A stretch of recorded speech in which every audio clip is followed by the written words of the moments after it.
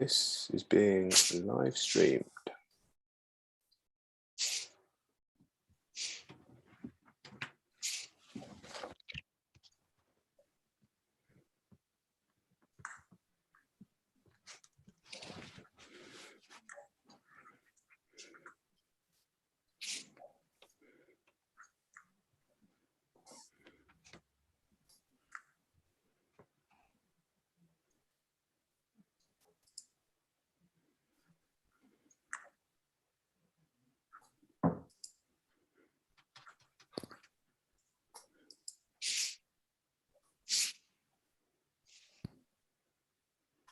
Good evening and welcome to another big night of football here on Solent Sports News Midweek Live. UEFA Champions League, EFL Championship, EFL Trophy, League One, National League, and indeed much, much more. We'll be keeping you updated with the goals as they go in and react to the biggest stories of the night.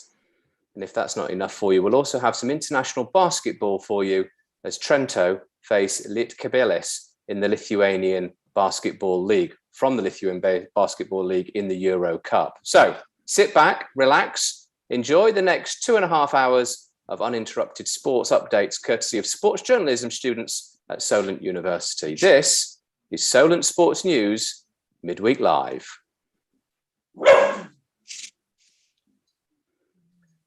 First and foremost, let's take a look at what's going on in the Sky Bet Championship this evening. There's a whole host of matches, 7:45 kickoffs across the board.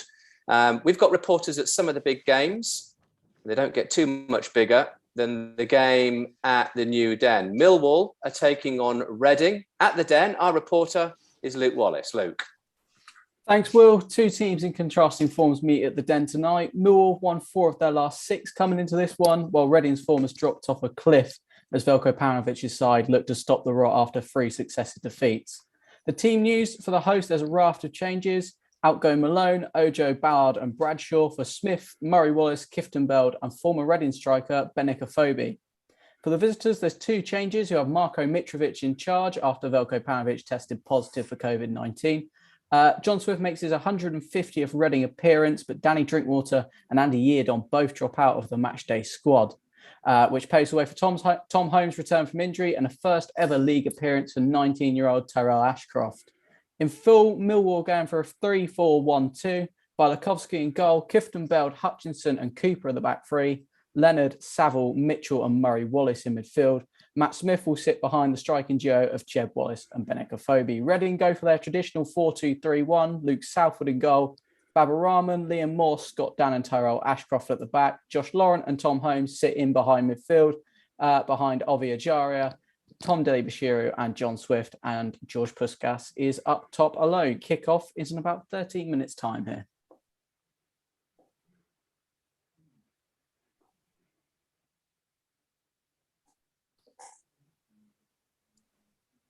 Thanks very much, Luke. So Luke's keeping our eye on what's going on between Millwall and Reading at the Den. Also in the Championship tonight, Luton are taking on Middlesbrough at Kenilworth Road. There for us is Ollie Johnson. Yes, thanks, Will. It's going to turn out to be a historical night at Kenilworth Road as Neil Warnock looks to become English football's longest-serving manager with 1,602 games. Both teams losing 2-0 last time out to Birmingham and Preston. And to start off, Luton Town are going with a 3-4-1-2 formation with Sluga in goal as ever, Osho, Bradley and Naismith at the back. A midfield 4 of Potts, Burke, Lansby, Bree with Ruddock just in front, and a front 2 of Adebayo and Cornick.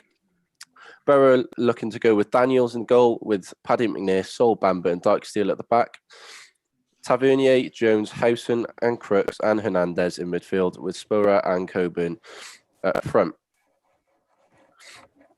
And Halloween night provided a bit of a shock for Luton Town and Middlesbrough as they both fell to respective 2-0 defeats. For Luton, their 5-game unbeaten run in the Championship came crashing down, although that hasn't ended their top 6 hopes just yet, with both sides sitting just 10th and 11th in the table. Thanks very much, Ollie. Ollie keeping his eye on Luton against Middlesbrough at Kenilworth Road in the Championship this evening. Incidentally, there's other games going on in England's second tier tonight. Birmingham are taking on Bristol City. Coventry are entertaining Swansea. It's also Nottingham Forest against Sheffield United at the City Ground, and Peterborough are hosting Huddersfield. That's what's going on in the second tier. Down in the third tier, there's some cracking looking games, no bigger, you would suggest, than Sheffield Wednesday entertaining Sunderland, two big former heavyweights of English football's top tier. And there for us is Joe Parker. Yeah, thank you very much, Will. Two of League One's biggest teams head against each other tonight at Hillsborough. Sheffield Wednesday, who come into the game 5 games unbeaten but have drawn their last 4, have made 3 changes to the side, who were held actually 2-2 against Cheltenham last time out. Darren Moore has handed Wolves loanee Theo Corbanu a first league start. Lewis Wing and Florian Kemberi also return, which sees Jack Hunt, Fiseo Deli Bashiru and Olamide Shadipu drop to the bench. So the Owls will line up in what is thought to be a 3-4-1-2 with Bailey Peacock Farrell in goal, Liam Palmer, Shea Dunkley and Marvin Johnson as the back 3. Theo Corbanu, Lewis Wing, Dennis Adeniran and Callum Patterson in what will probably play as a flat middle 4. And then in front 3 of Lee Gregory, Barry Bannon and Florian Kemberi. The visitors, Sunderland, also make 3 changes to a side that got absolutely battered 5-1 away at Rotherham at the weekend. Lee Johnson has brought back Corey Evans to bolster a midfield that was ripped apart against Rotherham. He's set to play alongside Luke O'Nien. Lyndon Gooch and Aidan O'Brien are also restored to the starting lineup. Aidan McGeady drops out as he is suspended following his dismissal against Rotherham at the weekend. Sunderland will line up in a 4-3-3 formation with Ron Thorburn Hoffman in goal, Carl Winchester, Tom Flanagan, Callum Doyle and Dennis Kirkin as a back 4. A flat 3 in the middle of Dennis Neal, Corey Evans and Luke O'Nien, and then Aidan O'Brien and Lyndon Gooch either side of lone striker Ross Stewart.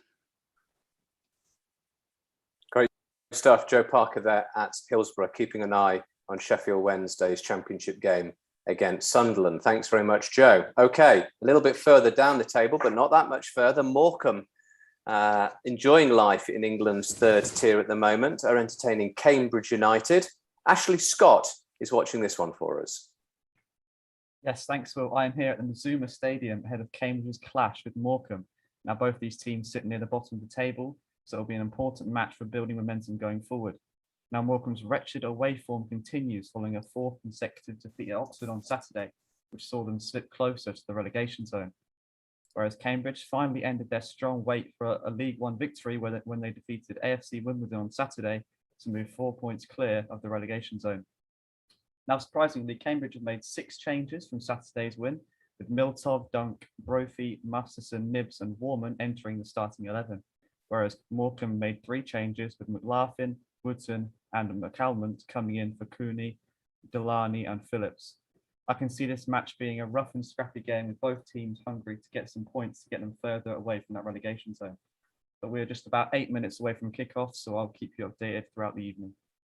Fantastic stuff. Thank you very much, Ashley Scott, keeping an eye on Morecambe against Cambridge United for us here on Solent Sports News Midweek Live. Just to keep or mark your card rather, elsewhere in League One tonight, Charlton are entertaining Rotherham. It's Crewe against Doncaster, Fleetwood against Wigan, Portsmouth, big old game just down the road at Fratton Park against Cheltenham, and Wycombe are entertaining Ipswich as well. So Wycombe obviously of the Championship last year, Ipswich wanting to get back to the Championship as soon as is humanely possible. Okay, it may not have escaped your attention also this evening that there's 1 or 2 interesting looking UEFA Champions League matches. These are 8 o'clock kickoffs. First and foremost, Chelsea's game has finished in the last sort of half an hour or so. They took on Malmo away from home, having beaten them 4-0 a couple of weeks ago, rather, in the previous match day, 4-0 at home. Chelsea have done the double over them in their group now, and they've beaten them by a solitary 0-0. They're playing the 5th minute of added time at Wolfsburg, who are entertaining Salzburg, Battle of the Bergs. In fact, it's just finished, and Wolfsburg came out on top in that one, winning by 2 goals-1. However, in terms of the 8 o'clock kickoffs, there's some rather interesting looking ties involving the likes of Manchester United, Barcelona, Bayern Munich, Sevilla and Juventus. We've got reporters at all those games. So without further ado, let's go to James Rann, who's keeping his eye on Atalanta against Manchester United. James. Yeah, good evening, Will. Joining me live from the Gois Stadium in Bergamo. Yeah, tonight looks like a big game for the fortunes of Group F. Man United currently sit top on 6 points. Atalanta in third on 4. As for the team news, Gianpiero Gasperini makes one change from the side that drew 2 with Lazio at the weekend. Palomino comes in for Lovato. Otherwise, it's an unchanged team with Musso in goal, Palomino, Demiral and Darun as a 3 at the back. Zappacosta right wing back with Koop Miners and Freul in the middle, and Myler left wing back. Ahead of them, Ilicic and Pasalic, and up front, Duvan Zapata. That's lining up in a 3-4-2-1 formation, quite similar to the Man United formation, as Ole Gunnar Solskjaer again chose to go with the 5 at the back that he did against Spurs. A few changes there, though. So De Gea in goal, Wan-Bissaka plays again. Eric Bailly comes in for the injured Victor Lindelof alongside Varane and Maguire. Luke Shaw left wing back.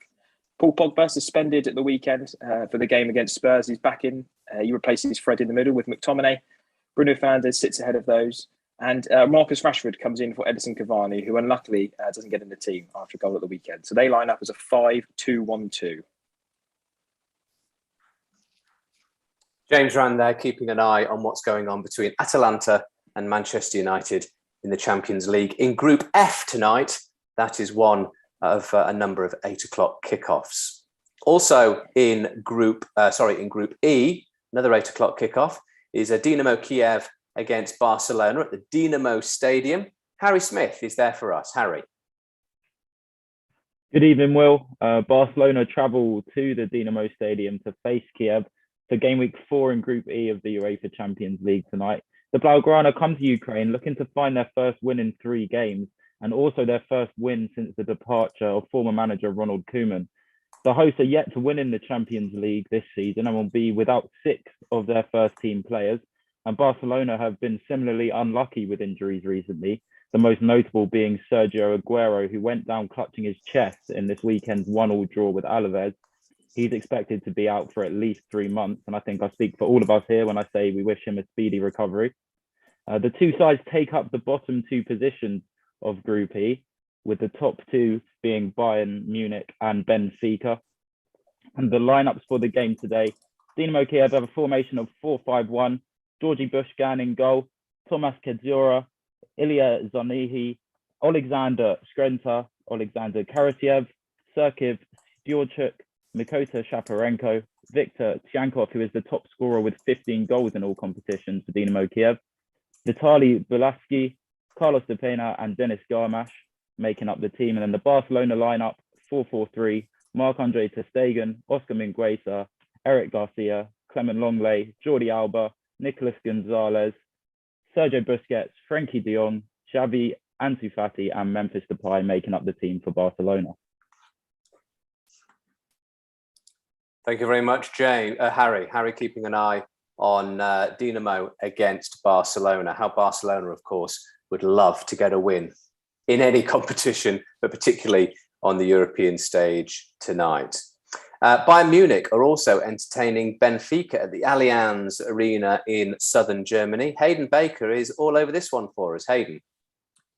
Yes, good evening, Will. We go towards the top end of Group E this evening with Bayern Munich and Benfica. Bayern leading the group and only 1 win away from qualifying for the knockouts round, and their record kind of speaks for itself. 12 goals so far and won all 3 games in their group.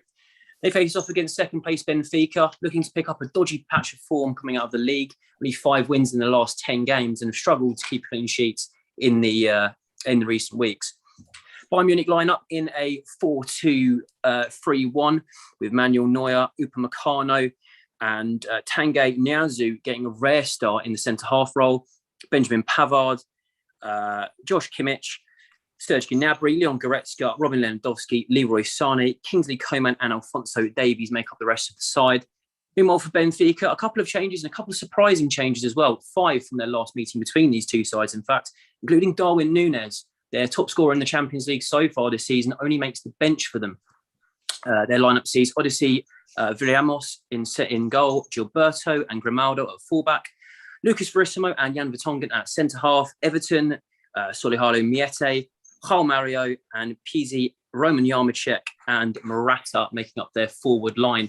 Considering the injury issues for Benfica in their front three, could be interesting to see if they manage to get any goals here in the Allianz Arena. Great stuff. Thank you very much to Hayden. So any goals going in between Bayern Munich and Benfica, and Hayden will keep us updated. Okay, Sevilla in Group G are entertaining Lille at the Ramon Sanchez Stadium, lovely part of the world in southern Spain. And keeping an eye on that one for us is Jack Bishop. Jack. Yeah, good evening, Will. Wolfsburg's win just now over Salzburg has blown Group G wide open, and more importantly, it's leapfrogged Wolfsburg above both Sevilla and Lille, so it's all to play for here. For the hosts, it is the trusted 4-3-3. Bono starts in goal with Jesus Navas, Jules Koundé, Diego Carlos and Marcos Acuna forming La Liga's lowest conceding defence this season. Thomas Delaney was a doubt after taking a knock at the weekend, but he does keep his place in midfield alongside Fernando and Oliver Torres. Suso comes into the attack along with Rafa Mir and Lucas Ocampos. Ivan Rakitic has scored both of Sevilla's goals so far in Europe, but he drops to the bench along with league top scorer Eric Lamela, formerly of Tottenham Hotspur, of course. The visitors make two changes to the side that led PSG for an hour or so on Friday. Ivo Gerbic is in goal. Zeki Shelik joins Jose Font, Thiago Jallo, and Reynaldo Mandava in an unchanged back line. Benjamin Andre comes in for Xhaka to partner Renato Sanchez in the midfield.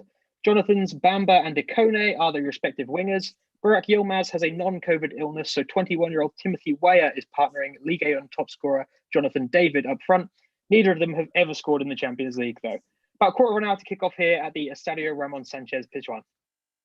Great stuff. Jack Bishop keeping an eye on Sevilla against Lille for us here on Solent Sports News Midweek Live. Last of all, in terms of our reporters, Max Timms. He is at Juventus against Zenit St. Petersburg, being hosted at Juve's very attractive Juve Stadium. Max. Cheers, Will. Yeah, I'm covering Juventus versus Zenit in Group H, notably in the same group as Chelsea Malmo. Zenit are on 3 points, while Juventus are unbeaten in the group and top with 3 wins from 3.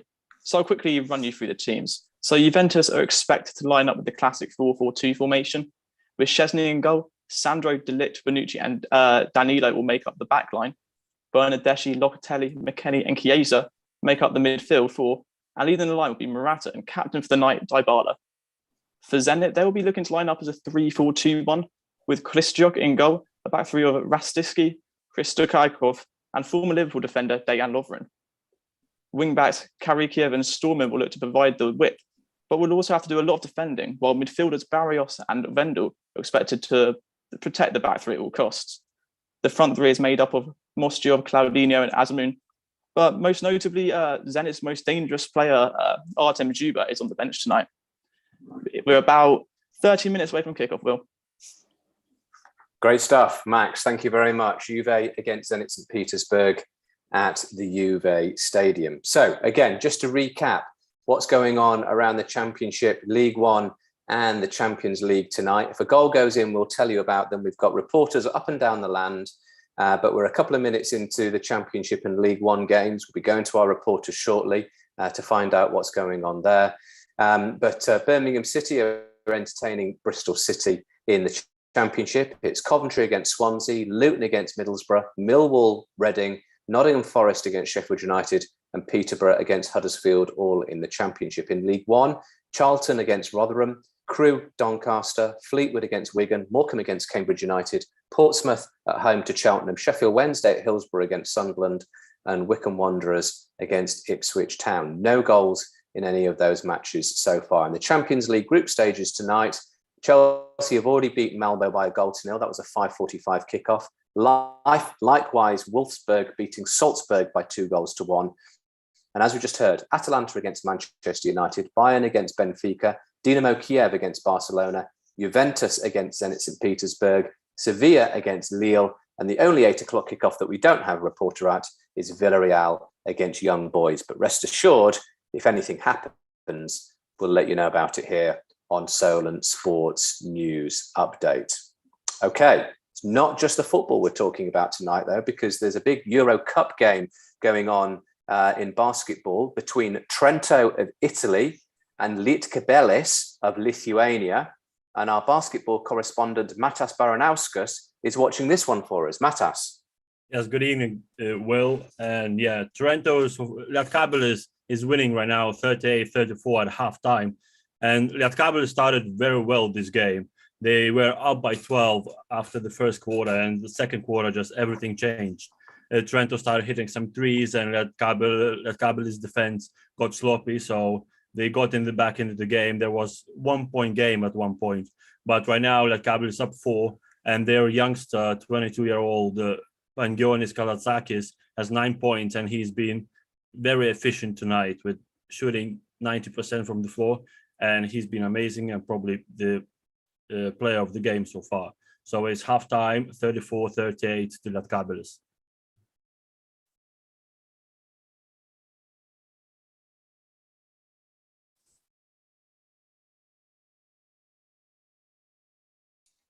Thanks, Matas. Keeping an eye on what's going on in the Euro Cup basketball tonight. As I mentioned before, we're 4 or 5 minutes into the Championship games and League One games already. So let's take a moment to take a look at indeed what is happening up and down the land. Millwall against Reading. Let's go back to the Den. Luke Wallace. You come to me as there's a break in play, actually. George Saville has gone down on the edge of the Reading penalty area. It's been an even start to the game. Millwall kicked off and immediately went long ball. Of course, they've got target man Matt Smith up front. But at the minute, it's mainly a midfield battle. Like I said, Millwall have got that free kick on the edge of the Reading area. So we're about to have our first chance of the game. But so far, very even. 0-0 here at the Den, 5 minutes gone. Excellent stuff. Thanks very much to Luke. Let's take a look then at what's going on at Kenilworth Road. Luton entertaining Middlesbrough. There for us is Ollie Johnson. Yeah, so the home side have had a really good chance early on in this game. Right midfielder Jamesbury worked his way into the box, looking for Harry Cornick in the middle. Couldn't quite get there. It was a solid chance in the first opening 2 minutes. Still 0-0 at Kenilworth Road. Thank you very much, Ollie. Okay, let's drop down to League One then. Sheffield Wednesday entertaining Sunderland in the big Tuesday night game in the Championship. And Joe Parker has got a ringside seat. What's been happening so far, Joe? Yeah, we're about 5 minutes in here at Hillsborough. Not much to report as of yet. Very scrappy in the middle of the park, but it does seem that if Sheffield Wednesday are going to have any hope of scoring today, it will be coming through their advanced wing backs. They're really pushing the fullbacks of Kirkin and Winchester back for Sunderland and seem to be getting a lot of joy. But so far, Sunderland haven't had the chance to attack, but still very scrappy after 5 minutes, still 0-0. Thank you very much, Joe. Excellent stuff. Okay, Morecambe, also in a 7:45 kickoff, are entertaining Cambridge United. Ashley Scott is watching for us. Yeah, 6 minutes gone in this game, Will, and there was a half chance in the first minute where Harvey Nibbs played a crossing from the near Morecambe corner flag, and Ironside nearly got his head onto the ball, but it was fumbled by the Morecambe goalkeeper, Anderson, but they managed to get the ball back into play. Since then, nothing really happened. Morecambe probably just getting more of the possession here, but it's still Cambridge 0, Morecambe 0. Excellent. Thank you very much. Okay, back to the Champions League then. 8 o'clock kickoffs, as we mentioned. Let's drop in on James Rann, who's probably no doubt watching the formalities at the beginning of the Atalanta against Manchester United game. And I imagine, James, given the last, week or 10 days that Ole Gunnar Solskjaer has had in the hot seat at Manchester United, he will be hoping that on the back of that Spurs victory at the weekend, they can do the business for him on the European scene as well. Yeah, I think so. I think he'll definitely be feeling a bit better, obviously, given the Spurs appointment today of Conte, who was many were thinking we're going to be a man to take over from Solskjaer. But yeah, I think a win today, it isn't necessarily going to be the biggest result. I think the big result will be the game on Saturday lunchtime against Manchester City. I think if we see another performance from United as they did against Liverpool, another toothless performance, then obviously I think the vultures might circle again. But yeah, I think he should be quite confident. Obviously, they've got a good record in Italy. United, they've only lost one of their last 15, so they should be looking to get the victory.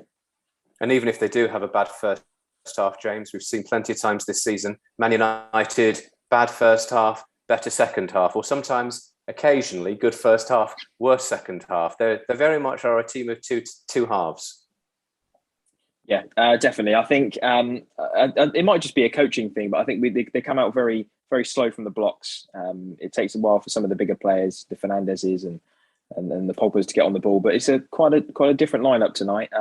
He's going for it, matching Atalanta for the system wise. So I think, but they're looking to get off to a quick start, because I think Atalanta will have a lot of the ball as they're at home. Great stuff. Okay, we'll kick off in a few minutes' time.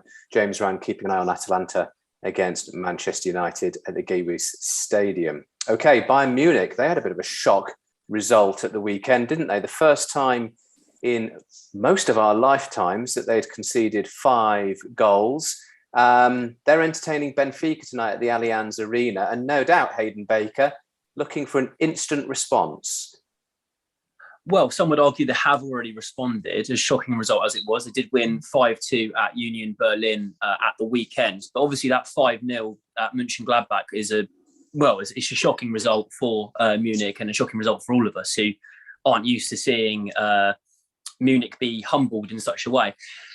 They have got a lot of confidence for this one, though, and a lot of reasons to be confident. As I've said earlier, they are only 1 win away from qualifying for the next round of the Champions League.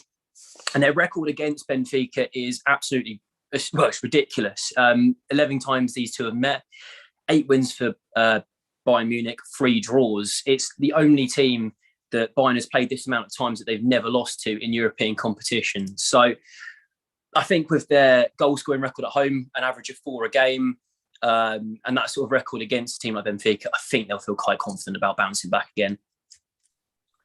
And what odds on a certain Polish centre-forward scoring for them tonight? I don't imagine you get much value for your money. Certainly not, Will, no. Is their top scorer so far in the Champions League with 5 goals. Like you needed me to tell you that anyway. Robert Lewandowski, he is obviously starting today in the forward role. And I wouldn't rule out a few goals for him this evening. Absolutely right. Thank you very much. Hayden Baker keeping an eye on Bayern Munich against Benfica for us here on Solent Sports News Midweek Live. Okay, let's head back to southern Spain then, where Sevilla are entertaining Lille at the Ramon Sanchez Pizjuan Stadium. Jack Bishop is all over this one. Jack. It's a mouthful where I am, isn't it? But yes, Sevilla are preparing to host Lille here in what now is looking like a must-win game for both sides following Wolfsburg's slightly surprising victory against Salzburg. Sevilla now sit third on 3 points in the group with 3 draws. Lille 2 draws and a loss, sitting bottom on 2 points. So still plenty to play for in Group G. But yes, Sevilla, last time the two met in Lille's home fixture, it was a 0-0 draw. The last time these two sides met at the Ramon Sanchez Stadium was all the way back to 2006. Sevilla won 2-0 on the day with goals from Freddy Canute and Luis Fabiano. How they would love to have those two available today, I'm sure. Because there's been a slight struggle for goals this season. Eric Lamela is their leading scorer with 4, and he's on the bench. Ivan Rakitic just scored both of their Champions League goals, both from the spot, and he is also a substitute today. But they do also have the best defence in La Liga this season. As for Lille, Jonathan David is the French league's leading goal scorer with 8, outscoring Kylian Mbappe so far. However, he has never scored in the Champions League. So a big test for him today. He really needs to step up. Burak Yilmaz, their only goal scorer in Europe this season, is out with a non-COVID illness. So David really does need to step up tonight. Great stuff. Thank you very much there to Jack. We're going to catch up with Harry Smith in a moment or so, because I accidentally forgot to go to him at the Dinamo Stadium. So we'll be going to Harry in a moment or so. But I believe we have our first live goal of the night. Joe Parker, goal at Hillsborough. Yep, it's as I said earlier, if Sheffield Wednesday were going to get any luck going forward, it have to be their wing backs, and it is exactly that. It's Theo Corbeanu on his first league start. The ball is put into the box, and Lee Gregory manages to hold the ball up really nicely before slotting it into Corbeanu, who's cut in off the right-hand side, and he's bent it into the far corner, and it's absolute bedlam at Hillsborough as Sheffield Wednesday go 1-0 up inside 12 minutes against Sunderland. Great stuff. Thank you very much, Joe. So Joe has a goal to celebrate, or at least to report on, already at Hillsborough. Incidentally, elsewhere in the Championship, Swansea have taken a blistering lead already at home, away to Coventry. Coventry have been one of the surprise packages in the Championship this season, scoring goals aplenty, claiming scalps. Unless they turn it around, doesn't look as though they're going to claim Swansea's scalp tonight, though, because Swansea already 2 goals to the good. Patterson on 5 minutes, Pirot on 12 minutes. It's Coventry 0, Swansea 2, 14 minutes gone at the Rico Arena. Okay, let's go back to the Champions League tonight then. Dinamo Kiev entertaining Barcelona. And I imagine Harry Smith, they're out on the pitch now, aren't they? Yep, we're just moments away from kickoff here. The coin toss is just being done. I wouldn't expect too many goals here tonight. Between them, they've only scored 1 goal in their opening 6 games between them so far. So I wouldn't expect a goal fest. But in the league, their fortunes have been slightly different, with Kiev, of course, leading the Ukrainian Premier League, whereas Barcelona sit down in 9th in the league, only winning 1 of their last 5 league games. So tonight is really a big opportunity for Barcelona to try and make up the ground on Benfica and Bayern Munich above them in the group. And they'll be really hoping that they can find some goals from somewhere. Of course, they did win the return fixture of this game 1-0 at the Camp Nou with Gerard Piqué's 36-minute strike. But they will be hoping to get a win here as we kick off here in Kiev. Great stuff. Thank you very much, Harry, keeping us up to date with what's going on between Dinamo Kiev and Barcelona.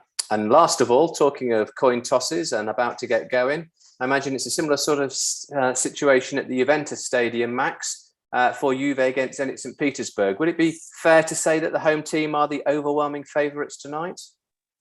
Yes, well, we've just kicked off here. Probably not, actually. They've got the world-class talent on the pitch, but Juventus's form of recent weeks has been appalling.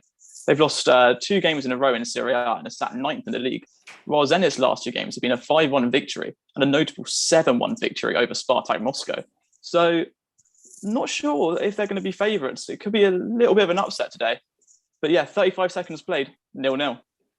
Great stuff. Okay, so we're up and underway in the UEFA Champions League tonight, 8 o'clock kickoffs. Just to remind you, 2 games earlier on, Wolfsburg beat Salzburg 2-1 and Chelsea won away in Sweden by 1-0 against Malmo.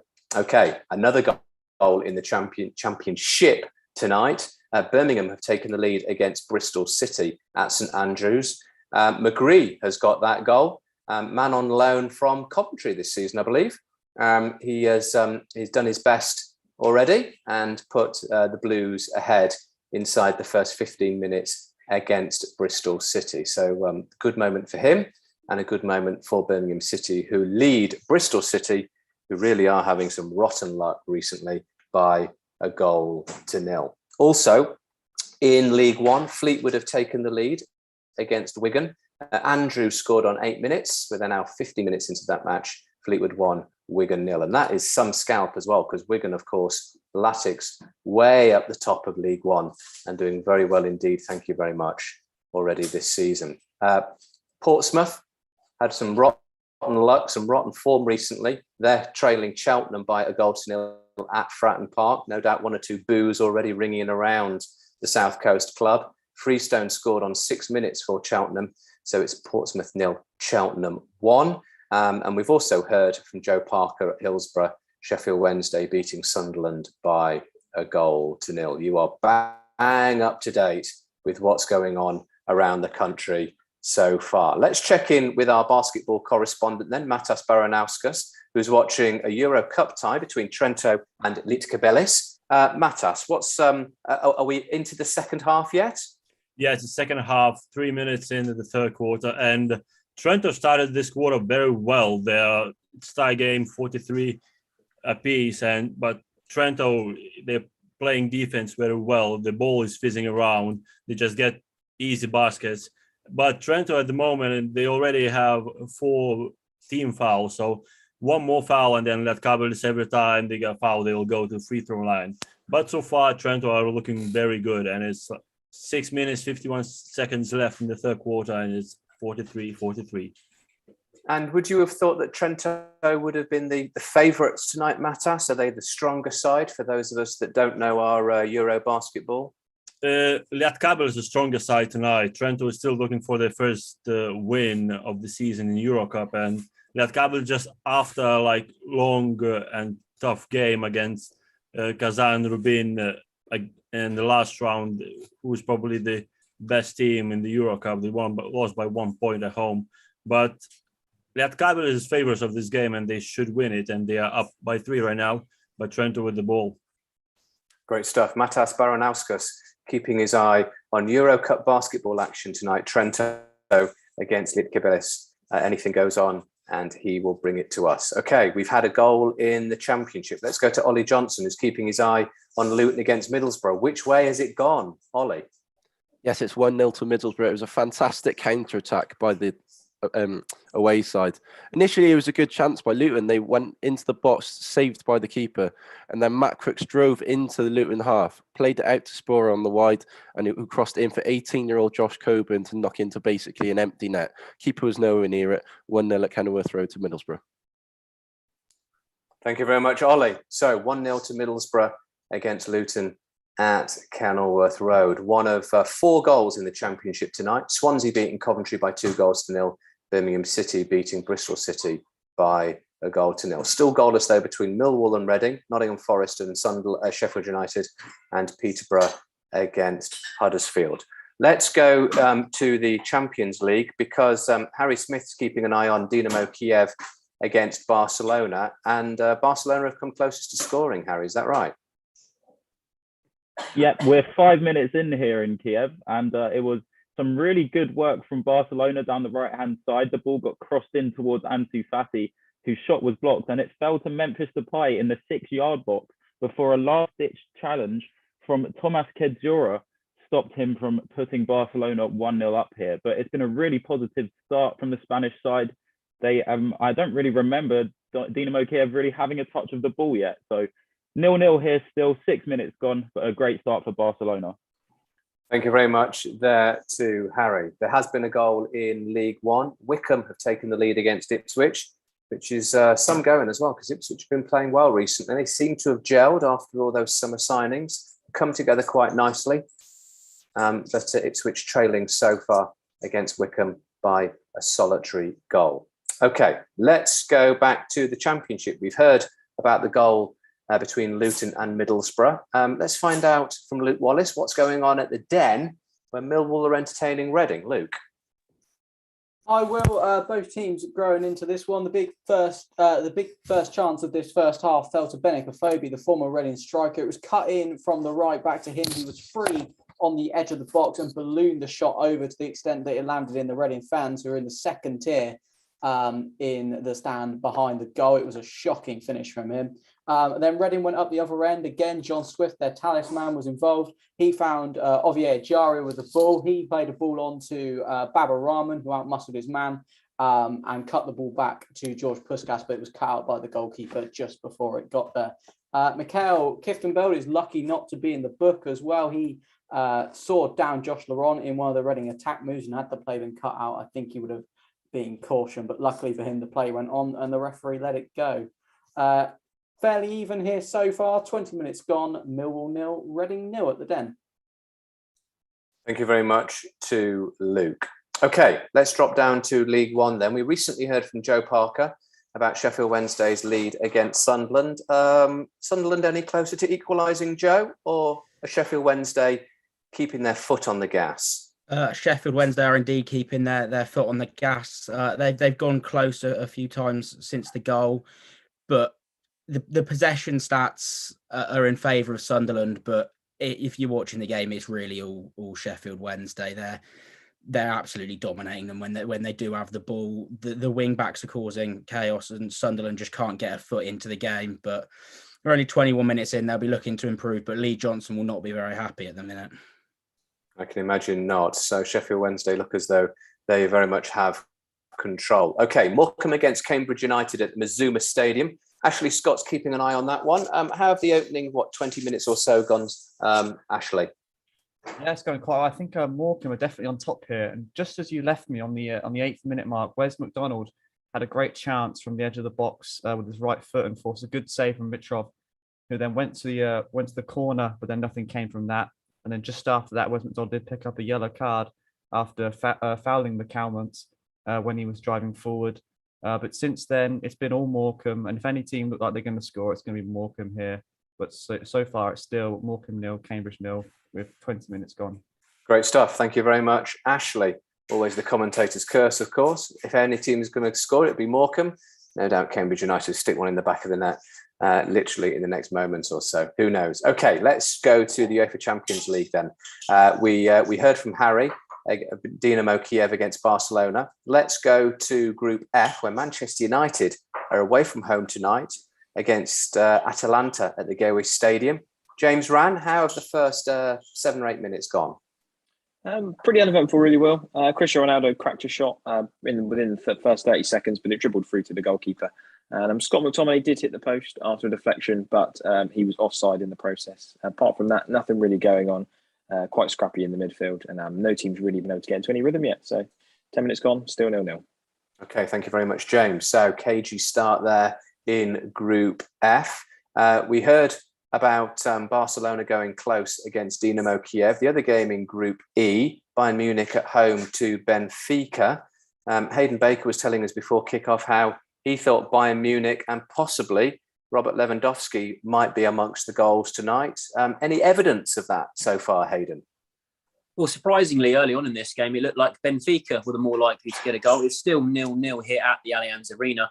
First 3 minutes of the game, though, it was all Benfica. Alejandro Grimaldo had an excellent chance from a free kick getting deflected, had another opportunity with a free kick just after that. And Bayern went down the other end just a few minutes later. A lovely cut inside from Kingsley Coman opened up Serge Gnabry, but his shot was saved. And that man, Robert Lewandowski, couldn't quite get his head on the rebound. All in all, though, going both ends, both teams going both barrels as we come into the 10-minute mark, still 0-0.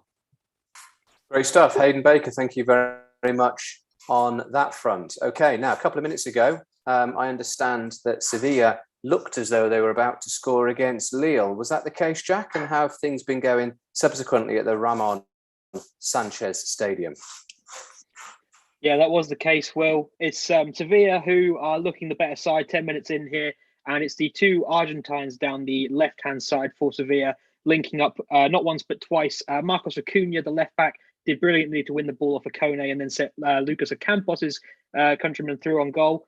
Ocampos drove into a nice position in the box, and Jose Font, at the grand old age of 37, made a brilliant recovering slide tackle to put the ball out for a corner. Acuna has gone and taken the corner, whipped it out to Ocampos at the near post. Ocampos is Rose highest. He's unmarked. And he got his first goal of the season at the weekend as well. You would have put money on him to bury it, but his header sailed just over the near corner. But so far, Sevilla looking the better side, but Renato Sanchez in particular for Lille is looking impressive, driving forward with the ball every time he gets it in midfield. But so far, 11 minutes gone, Sevilla 0, Lille 0.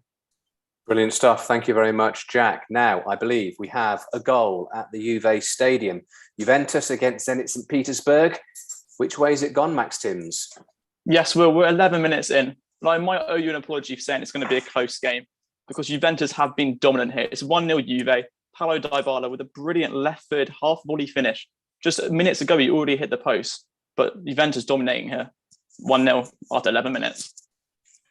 Apology accepted, Max. No problem at all. Of course, it's still early days, only 10, 11, 12 minutes gone in this particular one. There's been another goal, though, in another Champions League game elsewhere. Which way has it gone between Atalanta and Manchester United? James Rann. Yeah, it's gone to the home side. Atalanta lead 1-0. A bit of poor defending in the game. Scott McTominay loses the ball just outside his own box. It breaks to Duvan Zapata, who puts it straight across the box to Josip Ilicic, who scored his first goal this group stage. He puts it straight at David De Gea, though, and it creeps under him. De Gea will definitely not be happy with that one. Definitely should have saved it. But yeah, United looks quite thin at the back again. They're just doing a VAR check at the moment, but I think the goal's been given. So yeah, it's Atalanta 1, Man United 0. Brilliant stuff. Thank you very much. So perhaps a moment for Manchester United to hold their breath, but ultimately the decision hasn't been given their way and they do trail by 1-0. Just to recap what happened earlier on, Chelsea beat Malmo 1-0 away from home. Wolfsburg beat Salzburg 2-1 at home. So that's very much thrown that particular group up in the air.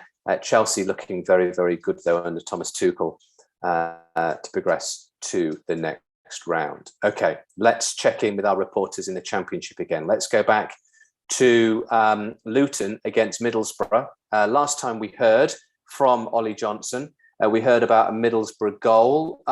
Any updates or any news on who's on top at the moment, Ollie?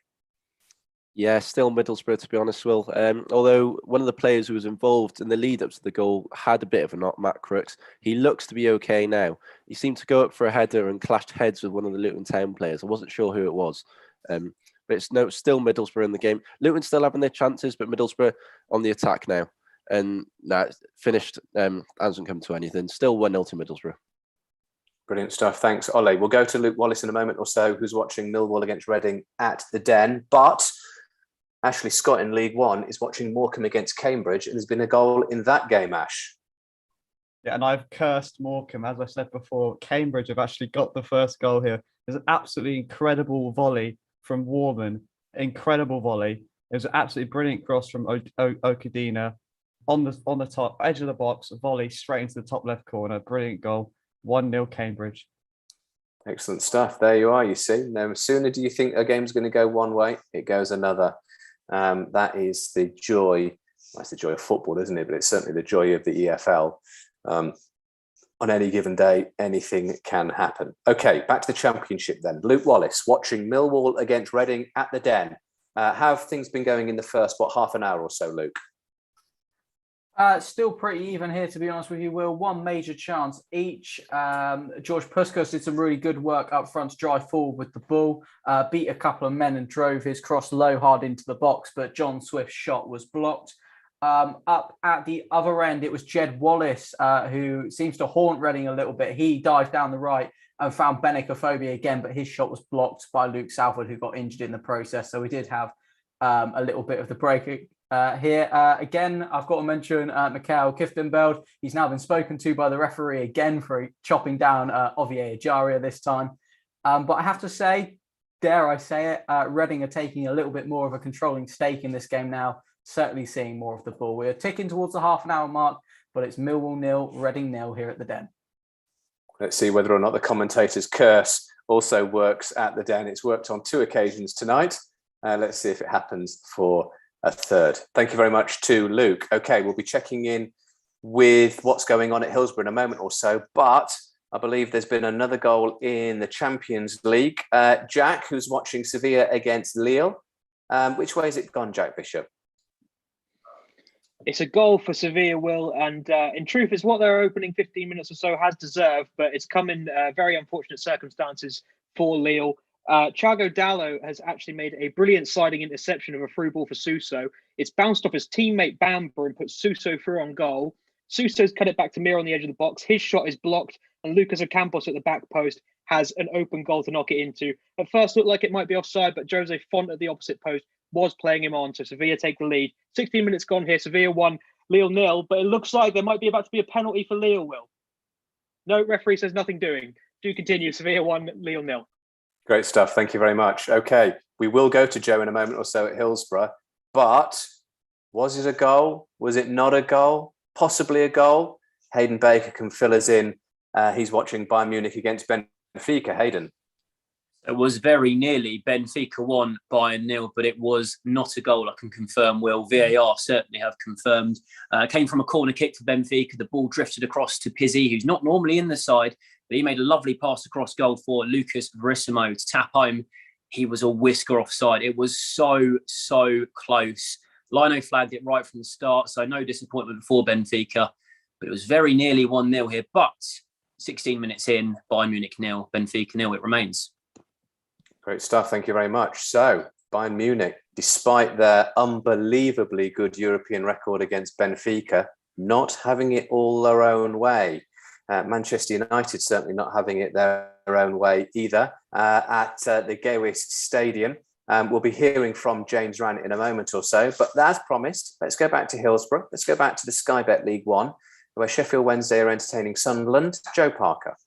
Yeah, we've just ticked over the half-hour mark here, and Sunderland have sort of gained a foothold back into this game now. They're controlling the ball nicely, and they've just moments ago created their first big chance of the game with Kirkin and Stewart combining, with the ball falling to Aidan O'Brien just on the edge of the box, but the ever-present Shea Dunkley managed to block it away, and that's really been the story so far for Sunderland. Shea Dunkley has just been in the way of everything they've tried to produce so far tonight.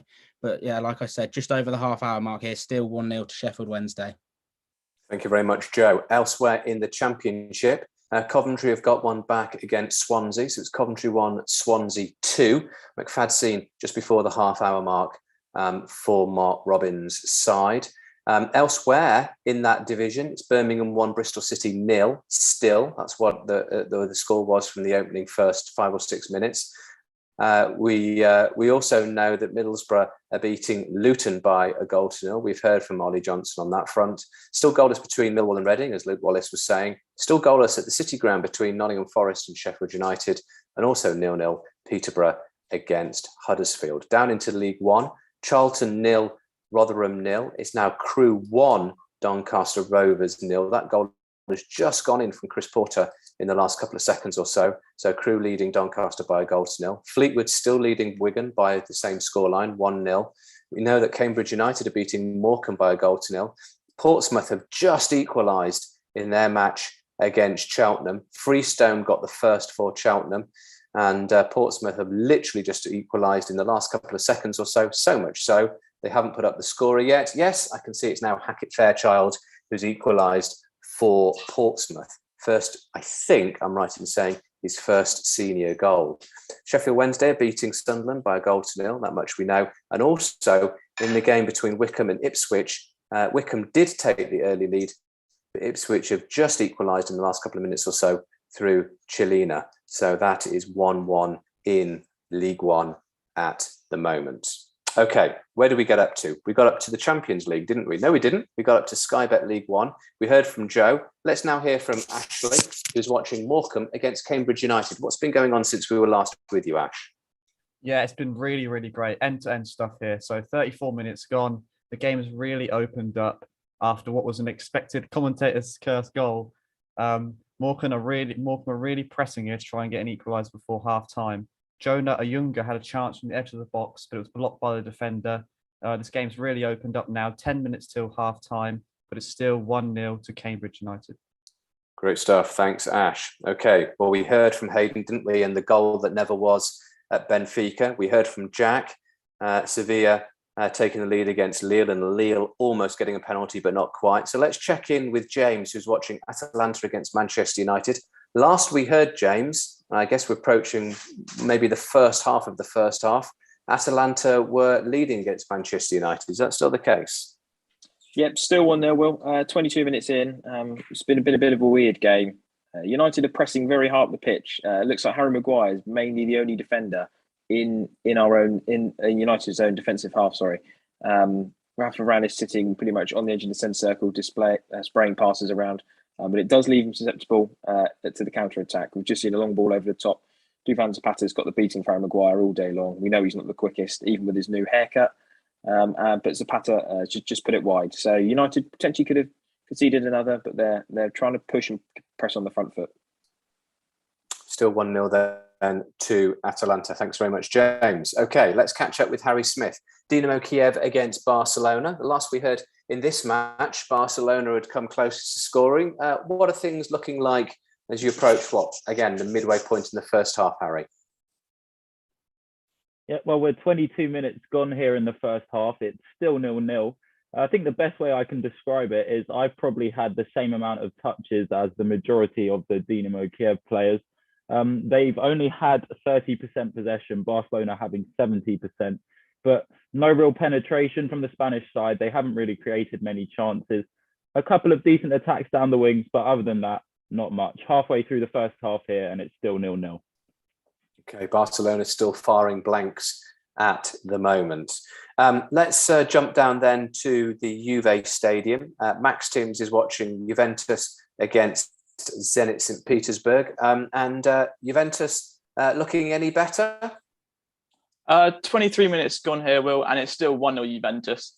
Juventus have been simply brilliant, really. Paulo Dybala is running the show. I'm not quite sure how it's still 1-0. Paulo Dybala running through many Zenit players, putting it back to Alvaro Morata, 8 yards out, in true Morata fashion, skies the chance. Again, Bernardeschi's had a couple chances here and there, but let's say all possessions being Juventus. It's still 1-0 here after 23 minutes. Great stuff. Thank you very much to Max. Okay, let's go back to the Championship, because I believe in the Sheffield Wednesday Sunderland game, the ball has been in the back of the net, but possibly ruled out, Joe. Is that the case?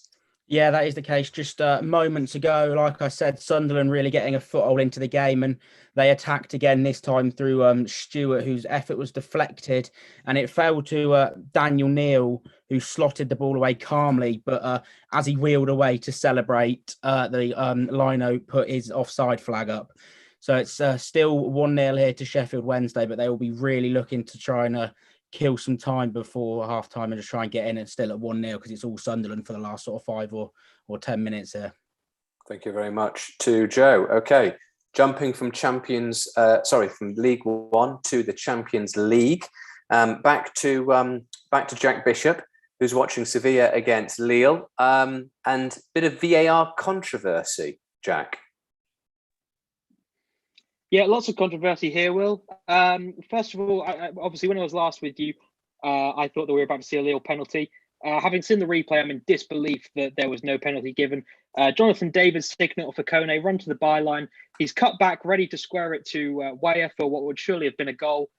Free kick's just been blazed over by Sevilla. He's taken it to the byline, cut back. Thomas Delaney has come wildly sliding in, completely takes out David, doesn't get a touch of the ball. And for whatever reason, after a VAR check, the penalty hasn't been given. I thought that was an absolute stonewall penalty, so very surprising. A few minutes later at the other end, Ronaldo has wiped out Suso right on the edge of Lille's penalty area. Sevilla have tried to take a cheeky quick free kick. They've slid Jesus Navas in. He squared it to Lucas Ocampos at the back post, who's knocked in his second goal of the evening, but that has been disallowed because the referee hadn't allowed it to be taken quickly. Ocampos would have been offside anyhow, though. But plenty of action so far. 25 minutes in, still Sevilla 1, Lille 0. Sounds as though you've got an action-packed game to keep your eye on, Jack. So plenty, no doubt, of updates from him throughout the evening. Thanks very much indeed. Okay, back to the Championship then, where, well, actually, no, we were going to go to the Championship. We're not. We're going to go back to Hillsborough because more drama, Joe Parker. Yeah, the curse of the commentator has struck here, Will. Sunderland, who were all over Sheffield Wednesday, have been caught on the counter-attack, and it's the wing-back Corbeanu who's been a real bright spark for Wednesday going forward today, has put a ball into the back stick, and it's actually number 20, Florian Camberi, who's managed to just sort of smuggle the ball home at the back stick to make it 2-0 to Sheffield Wednesday after 39 minutes. But like I said, that second goal really against the run of play, and Lee Johnson will really not be happy going into half-time if it stays like this. Fantastic stuff. So approaching half-time, Sheffield Wednesday with a bit of a cushion, 2-0. They lead. We're raining goals here on Solent Sports News Midweek Live tonight. The ball is ending up in the back of the net all over Europe. Let's first of all go to Max Timms, because he's seen a goal between Juve and Zenit. Last we heard, Max, Juve were 1-0 up. What's the score now? I can't quite believe what I've just seen, Will. It's 1-0. Zenit have got a goal from absolutely nowhere. And it's one of the flukiest goals you will ever seen. Zarif cuts in, crosses it in, and Bonucci gets a flick on a header. It ends up in the top right corner for a spectacular own goal. So 1-0 here after 27 minutes. Brilliant stuff. Thanks very much, Max. Now, we were waxing lyrical beforehand in the Champions League game between Bayern Munich against Benfica about how Bayern have got this fantastic home record against Benfica, and Benfica didn't have a prayer. Benfica started the match brilliantly well, perhaps could have scored. But what's happened now, Hayden Baker? It's the inevitable we spoke about before the game, Will. It's Robert Lewandowski. It's 1-0 to Bayern Munich here after 27 minutes. It was the same chance that Bayern Munich have created over and over again in the last 5 or so minutes, with Kingsley Coman cutting inside, causing all sorts of issues for the Benfica defence. A floated cross in at the back post, and Lewandowski with the easiest header tapped in at the far post. It is 27 minutes in here. Bayern Munich 1, Benfica 0. Much in the same way that the moon rises and the sun goes down, Robert Lewandowski scores for Bayern Munich. There you are. Absolutely dependable. As regular as a Swiss clock. Robert Lewandowski scoring for the Bavarian Giants. Okay, so rounding up quickly what's going on in the Champions League tonight. Atalanta 1, Manchester United 0. Bayern Munich 1, Benfica 0, as we've just heard. Still 0-0 between Dinamo Kiev and Barcelona. It's 1-1 between Juve and Zenit St. Petersburg. Sevilla beating Lille by a goal to 0, somehow still. And it's goalless between Villarreal and Young Boys. In the two early kickoffs, Wolfsburg beat Salzburg by 2-1, and Chelsea overcame Malmo away from home by a single goal. Let's go back to the top of the tree then, back to the Championship, back to Luke Wallace, who's keeping an eye, as we approach half-time, on Millwall against Reading, Luke. Yeah, well, you said it's raining goals, and we very nearly contributed to that. George Puskas had the ball in the back of the net for Reading. He broke the offside trap with a ball through from Ejaria. Thought he'd broken that trap, but unfortunately he was just offside. It was a brilliant finish into the far left corner, but unfortunately it won't count, so it's still 0-0. Kieftenbeld has finally been booked for Millwall and committed another foul since. I make that 4 for the first half, so he's a lucky boy to still be on the pitch. 19-year-old Tyrell Ashcroft is absolutely playing out of his skin at the minute. He put a brilliant cross in. The defender, I couldn't work out who it was, but the defender just got a clip on it to take it away from John Swift. Otherwise, Reading, again, could have been 1-0 up. A minute later, Ovier Ejaria also burst into the box. This time from the left. Again, that cross was blocked, but Reading definitely on top. They did almost have a penalty shout. Ryan Leonard took down Ovier Ejaria just inside the area, but it was just his momentum after winning the ball, so the referee didn't give it. Reading are on top. You can't help but feel they need a goal in the next 5 minutes, because it looks like Gary Rowett will have to change tactics at half-time. We're edging on towards half-time here now, but it's Millwall 0, Reading 0. Thank you very much to Luke. Okay, now Middlesbrough lost at the weekend, as did Luton. It was Middlesbrough's first defeat in 4. It was also Luton's first defeat in 6. So you'd think that this was fairly even, Stephen. How is it going at Kenilworth Road, Ollie Johnson? Well, as much as it's been action-packed, well, it's definitely been a half of wasted chances. I mean, young Josh Coburn from Middlesbrough has been played in behind the Luton defence 2 or 3 times, and 2 or 3 times he's been caught offside. I think Neil Warnock will be having a few words with his attack at half-time in a few minutes. Likewise, at the other end, Harry Cornick, if he'd have got anything on the ball, he would have scored a good couple of times as well, especially from this free kick. Ball whipped in by Tavernier, headed on to Cornick. All he had to do was get it on target, and he puts it wide. Still 1-0 to Middlesbrough, 2 minutes to go till half-time. Now, thank you very much, Ollie. In the big game in Sky Bet League One, Sheffield Wednesday, who started the day in 8th place, taking on Sunderland, who started the day in 5th place. Loads and loads to play for. And again, as we approach half-time, I imagine, Joe, Wednesday will be quite happy with their lot so far. Darren Moore will be absolutely ecstatic with the way that his side have counter-attacked. They've only had around 40% of, I think it's actually less than that. I think it's around 35% of the ball. Sunderland been passing it around lovely, but they just can't find the end product at the minute. And the wing-backs who are playing extremely far up the pitch, more like wingers for Wednesday, are putting in balls that the centre-backs of Flanagan and Doyle just can't deal with at the minute. So, yeah, Lee Johnson will be definitely trying to sort something out at half-time to null that from. But, yeah, still 2-0 here. Still 2-0 here. About probably 3 minutes to go until half-time, I think. Good stuff. Sheffield Wednesday very much in the ascendancy there in the Sky Bet League One. Thanks, Joe. We'll be going to Morecambe in a moment or so. Morecambe against Cambridge. Ashley Scott watching that one. But there's been another goal in the Champions League, and there's been another goal at the Allianz Arena between Bayern Munich and Benfica. Which way this time, Hayden Baker? It has gone once again to Bayern Munich. It's Bayern Munich 2, Benfica 0. And this time, Lewandowski goes from goal scorer to provider. A little bit out of character for the Polish centre-forward, but he picks up the ball just inside the box, knocks it across goal, and Serge Gnabry with a lovely back heel flick round the goalkeeper just to tap it home. Easy as you like, once again, for Bayern Munich, who are cruising around with the ball at the moment. It is Bayern Munich 2, Benfica 0, 32 minutes played. Good stuff. Serge Gnabry, the man that couldn't get a game at either West Brom or Arsenal, seemingly unbeatable in the Bayern Munich side and going very much from strength to strength. Let's go back then to League One as we approach half-time. Morecambe against Cambridge United at the Mazuma Stadium. How's things going so far, Ashley?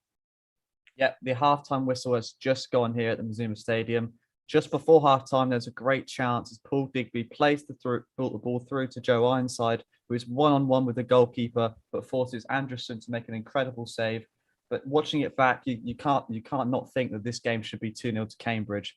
Morecambe dominated the early possession in the match, but the two best chances of the game have gone to the away side. But will that chance come back to haunt Cambridge? We'll find out later on. So half-time here, Cambridge 1, Morecambe 0.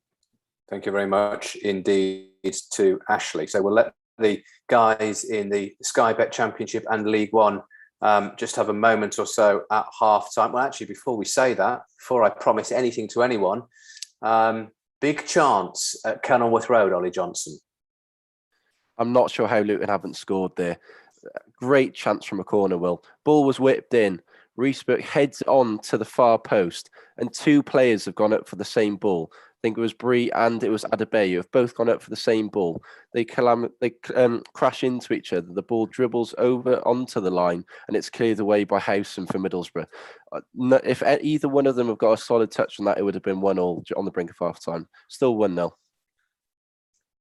Great stuff. Thanks very much to Ollie. Okay, it is a half-time, incidentally, between Millwall and Reading. We'll be hearing from Luke Wallace early in the second half. Okay, let's concentrate then on the Champions League. These are 8 o'clock kickoffs. Atalanta against Manchester United. Watching this one is James Rand. James. Yeah, it's been an interesting second half of this half. Let's put it that way. Atalanta definitely should have scored a goal just a minute ago. Terrible play by Paul Pogba on the edge of his own box, giving it away. The ball loops over the top to Duvan Zapata again, who keeps finding himself in some space. The ball drops over his shoulder, but that man Eric Bailly is in the way. A really weird block. He's kind of completely in the air on all fours, kind of doing a laying down starfish, and he managed to block it with his chest. It's an immense block. He's just got another one in. Atalanta are pushing and probing now, but I think Harry Maguire has just gone down off the ball. Oh no, it's Rafa Varane who's just gone down off the ball.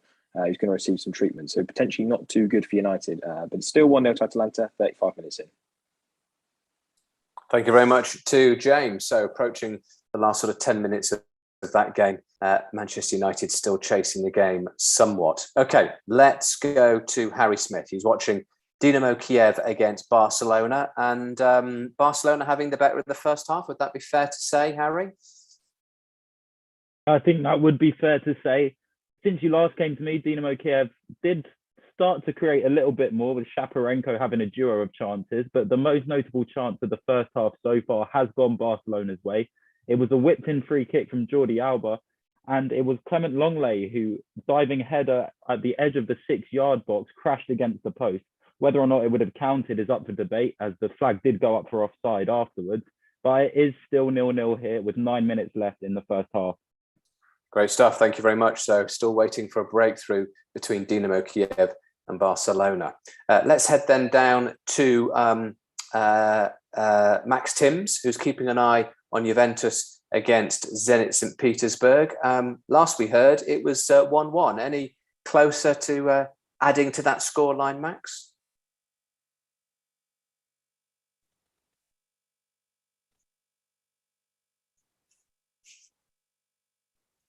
Doesn't look as though maybe Max can hear me for the moment. We'll come back to Max in a moment or so. Let's go to Jack, who's watching Sevilla against Lille at the Ramon Sanchez Stadium. That one's in Group G. Last we heard, it was 1-0. Is that still the case, Jack? It is, but Lille are finally going into the game now, Will. Early on, Sevilla were absolutely dominating this one. They're still good value for their lead, but Lille have built a couple of nice chances so far, coming close with their only actual shot on goal just a moment ago. Zeki Shelik, the attacking right back, who's getting really involved now all of a sudden. He was making a bombing run up the right, got it inside to Jonathan David's feet. David faked the shot once or twice, used the overlapping run of Bamba on his left. Bamba cut inside on his right foot and blasted a shot, which initially looked like it had come off the post. It was actually a really good near post save by Bono. First time he's been called into action today, and he was more than ready for it. 37 minutes played here. Sevilla 1, Lille 0. Brilliant stuff. Okay, let's check in with Hayden Baker again at the Allianz Arena. He's watching Bayern Munich against Benfica, and Bayern Munich having it all their own way. Is that right? It certainly isn't right, Will. It's 2-1 now here at the Allianz Arena. A lovely set-piece routine from Benfica sees a ball whipped into the box, and it was Morato who gets the goal. Only his second start in Champions League competition ever for the 20-year-old, and it's a dream start for him here at the Allianz. Great header, towering above the Bayern Munich defence to knock it into the top corner beyond Manuel Neuer. Benfica back in this game now out of absolutely nothing. 38 minutes gone, 2-1. There you are, goals literally as they happen. Bayern 2, Benfica 1. Thank you very much to Hayden. Okay, we've got Max back on the line. He's watching Juve against Zenit St. Petersburg. Last we heard it was 1 apiece as we approach half-time. Is that still the case, Max? Yeah, apologies for those technical difficulties, Will. We're 39 minutes in and it is still 1-0. Alvaro Morata did think he had scored. He converted from 8 yards out, but the linesman instantly put his flag up. Apart from that, no real other chances. The intensity of the game's slightened down a bit, and it's mostly in the middle of the park. But as I said, yeah, still 1-0, 39 minutes played. Good stuff. Okay, now in a 7 o'clock kickoff tonight in basketball action, there's a Euro Cup game between Trento of Italy and Lietkabelis of Lithuania. The man who's all over this one is our East European Euro basketball correspondent, Matas Baranauskas. How are things going in this one, Matas?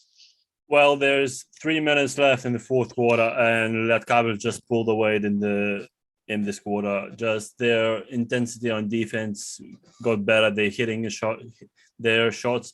And as I said before, young man from Greece, Pangionis Kalazatis for Lietkabelis was unstoppable tonight. He already has 20 points, but on the opposition side, Williams doing everything for Trento to keep them in this game. He has 8 rebounds and 18 points, but it's 2.5 minutes left. Lietkabelis winning by 9 points, and I think if miracle happens, Trento might get overtime or win today.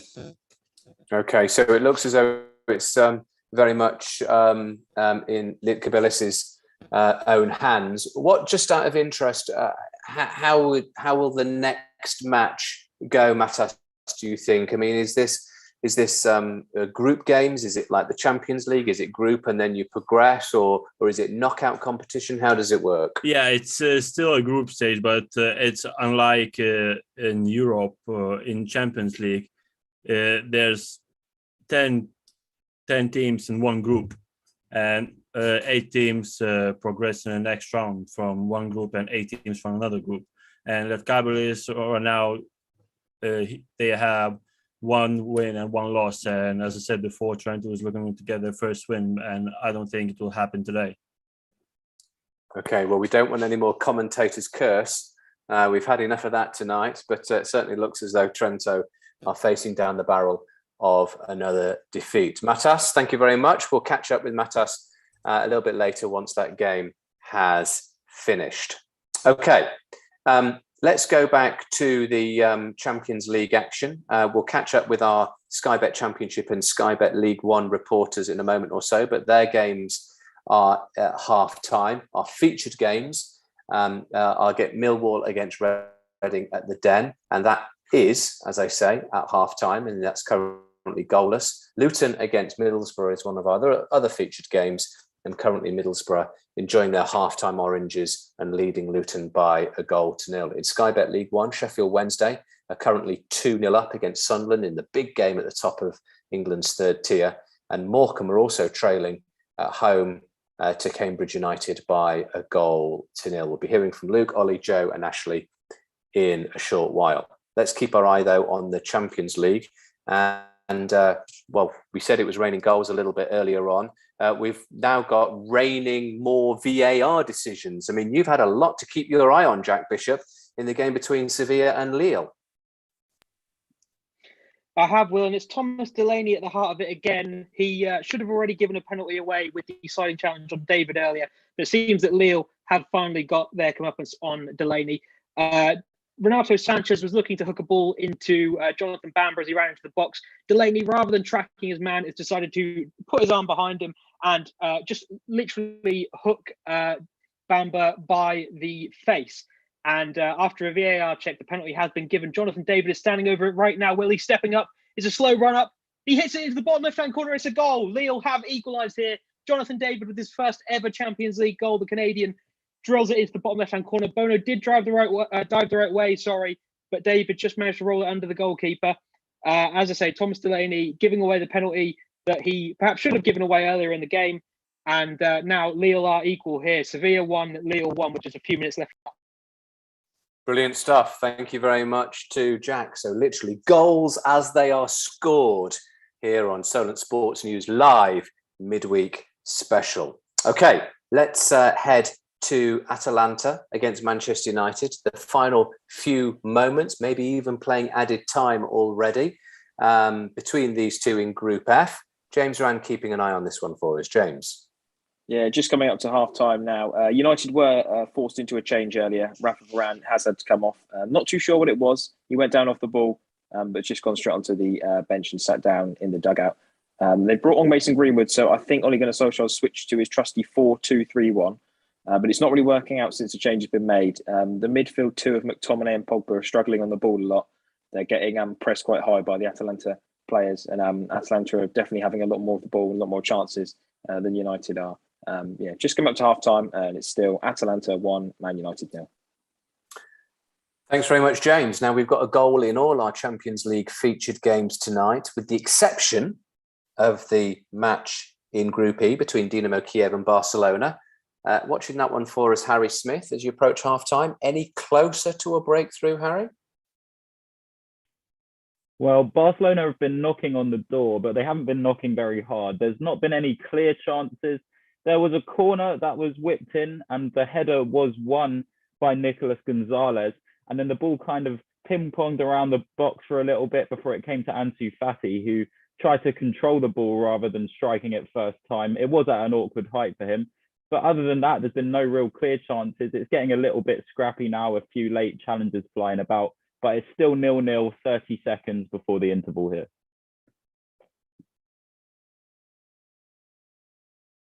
Thank you very much to Harry. So a little bit scrappy in that one. Not quite so scrappy from a Manchester United perspective, though, in their game against Atalanta in the Champions League, James. Yeah, I don't know where it's come from, really. It's an absolutely brilliant goal for Man United, scored by, have a guess who, that man Ronaldo, goal number 138. It came out of nowhere, really. Pogba picks the ball up in the middle of the half. He plays it forward to Fernandes. They play a lovely 1-2, him and Ronaldo. Goes back to Ronaldo, who finishes into the side netting.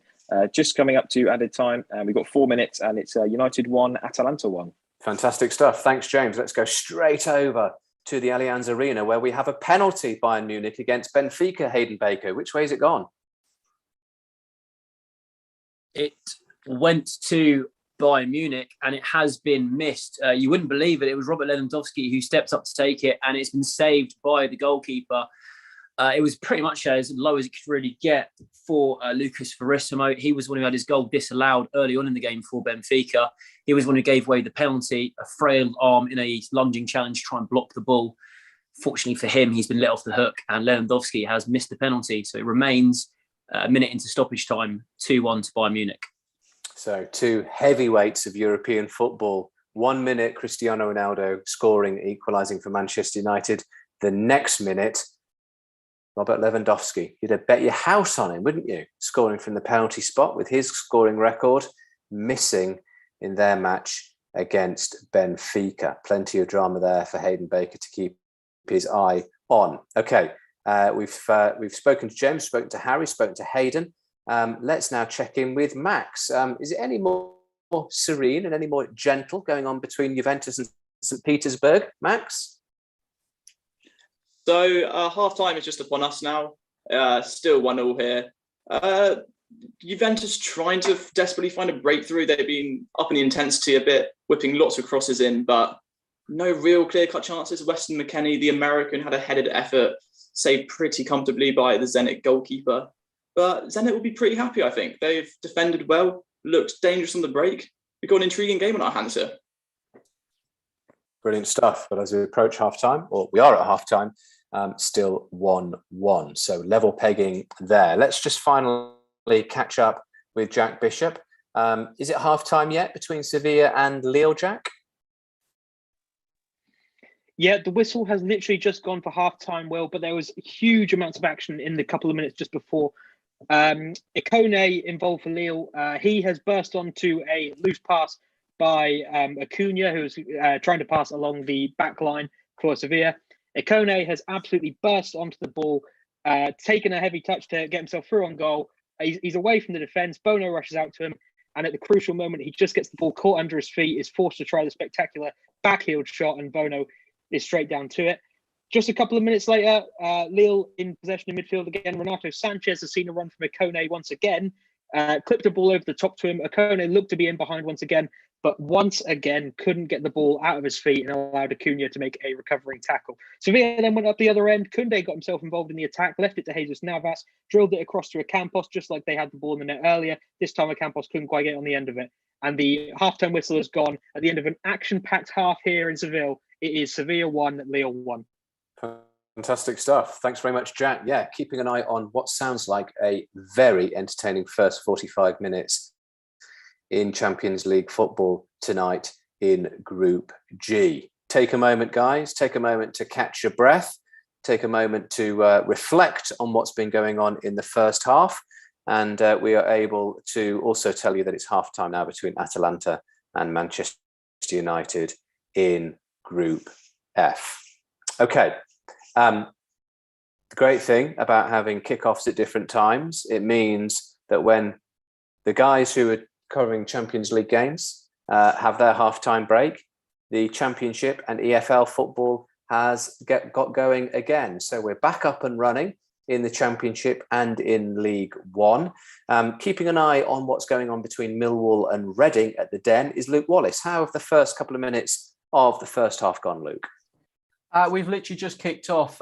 Josh Laurent has just taken kickoff.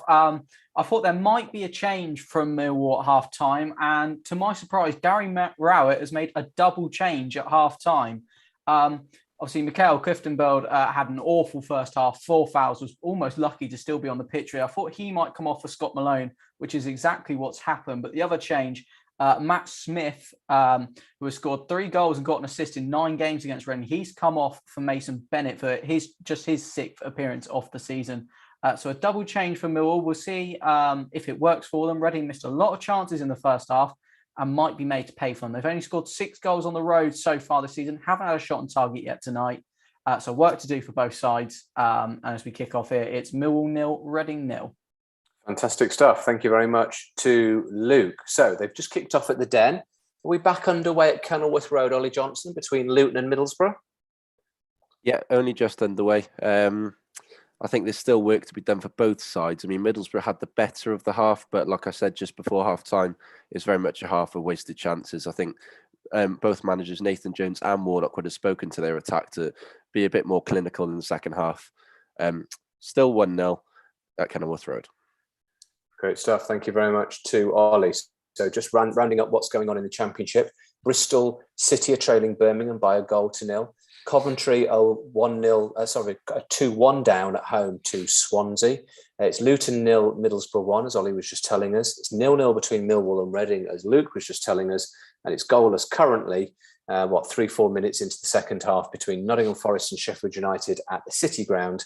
And it's 0-0 between Peterborough and Huddersfield at London Road. Down into League One, it's Charlton 0, Rotherham 1, Crewe 1, Doncaster 1, Fleetwood 1, Wigan 0. We'll be hearing from Ash, who's watching Morecambe against Cambridge in a moment or so. It's Portsmouth 1, Cheltenham 1. It was at half-time, Sheffield Wednesday 2, Sunderland 0, but we'll be hearing from Joe in a moment. And it's also Wycombe 1, Ipswich 1, just ahead of their second half kicking off. Incidentally, all the Champions League games are now at half-time. So Atalanta 1, Manchester United 1, Bayern Munich 2, Benfica 1, Dinamo Kiev 0, Barcelona 0, Juventus 1, Zenit St. Petersburg 1. And the game that we don't have, and Sevilla 1, Lille 1, the game that we don't have a reporter at, Villarreal 1, Young Boys 0. Again, just to recap, Salzburg lost 2-1 to Wolfsburg early on, and Chelsea away at Malmo beat them by 1-0. Okay, back to Sky Bet League One then. Sheffield Wednesday had a fantastic first half against Sunderland. Their tails will be very much up. Darren Moore, no doubt, Joe Parker, saying plenty of positive things to his team at the halftime interval. Yeah, I completely agree. While the stats may suggest they've not been on top with only 40% possession, it's all about what you do with the ball, isn't it? And they've used their wing backs to their advantage. Theo Corbin, who first league start today, and he's been the best player on the pitch. He's got an assist and a goal.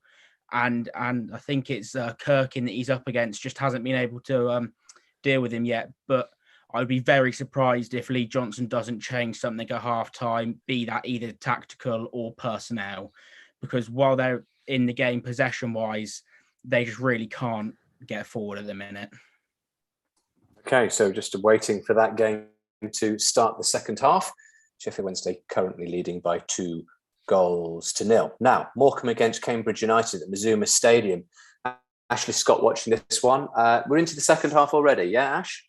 Yeah, well, the second half has just kicked off. No changes for either team at half-time. Morecambe really controlled things in the first half with about 60% possession. But after a magnificent volley from Ben Warman, Cambridge United took the lead. I have a feeling there are a couple more goals in this game yet. And as I said earlier, Morecambe's Joe Ironside will be dreading that missed opportunity. He had a one-on-one with the goalkeeper, made a great save. But I think he'll be dreading that later on if the scoreline stays like this. But as of now, bearing in mind we still have lots of time in the second half, Cambridge United would be heading towards their second consecutive win of the season. And we're about 51 minutes into the second half now, and it's still Morecambe 0, Cambridge 1. Brilliant stuff. Thank you very much, Ash. Okay, now the Basketball Euro Cup game between Trento and Lietkabelis has finished now. Keeping an eye on that one for us all evening. It's been Matas Baranauskas. How did it end up, Matas? Yeah, it ended up with massive Lietkabelis win, 61-77 Lietkabelis. And just at the end, as I said, Lietkabelis just took all the control of the game and just blew Trent out of the water. And with the, as I said, player of the game probably was a young man from Greece, Kalatzakis, finished with 20 points, 2 rebounds and 4 assists. And the man from Trento was Williams with 18 points, 8 rebounds and 2 assists. But Lietkabelis got the second win of the competition, and Trento is still yet to win a game in Euro Cup this season. So you know Lithuanian basketball very well, Matas. What will the general feeling be about Lietkabelis' victory against Trento tonight? Will it be sending out a marker across the rest of the Euro Cup competition, or is their strength well known and therefore expected? Probably this one was expected, but they have a chance to go deep in the tournament this season, as they're doing well in the league, in Lithuanian league and in Euro Cup so far. Just out of interest, how are they? You mentioned they're doing well in the league. How far into the season are they? And they are so far 6 game. They only 6 game in, but they're sitting third in the league right now, behind big clubs as Žalgiris, Kaunas, and Vilnius Lietuvos Rytas. But they are doing well. Great stuff. So doing well in the league and doing well in the Euro Cup. Thank you very much to Matas Baranauskas tonight, keeping an eye on the Basketball Euro Cup. Trento's defeat to Lietkabelis, who beat them by 77 points to 61. So a fairly comprehensive 16-point victory. Okay, let's have a quick roundup then of the halftime. We know the scores in terms of the Champions League halftimes, but let's get a feeling from our reporters as to the way the pendulum is swinging and indeed the way that the action has gone in that first half. Let's first of all go to James Rann, who watched the first half between Atalanta and Manchester United. What sort of thoughts do you think, James, Ole Gunnar Solskjaer will be having in the first half? Lucky to still be in the game, or disappointed that they're not ahead? I think there'll be a bit of both. I think he'll be happy that they got the equaliser towards the end of the half, because he was looking like they were going to go in 1-0 down. Maybe a little bit annoyed at the fact that David De Gea let quite a soft goal in for them to go 1-0 down. But then, like I said earlier, they had a big chance at Atalanta that Bailly blocks. So I think Ollie's. I think it's rather pretty apt, pretty normal scoreline. I don't think he would be worried too much. They showed that one moment of brilliance in the first half. Apart from that, United didn't look very good at all.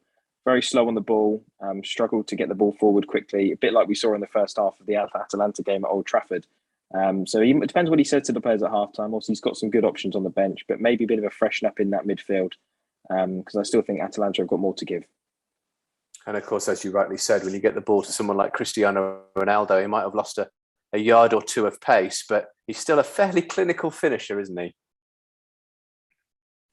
Yes, that's what it's been this evening. It's been relying on some of those individual moments. Fernandes didn't look too good, but he put in a brilliant backheel assist for the goal. So I think the United fans and Solskjaer are going to have to hope that, again, if they're not playing well as a team, that the big players, the Greenwoods, Ronaldo's, Fernandes, if they can get them out of trouble like they've done on many occasions already this season. Thank you very much, James. Okay, now, Harry Smith watched the first half in Group E between Dinamo Kiev and Barcelona.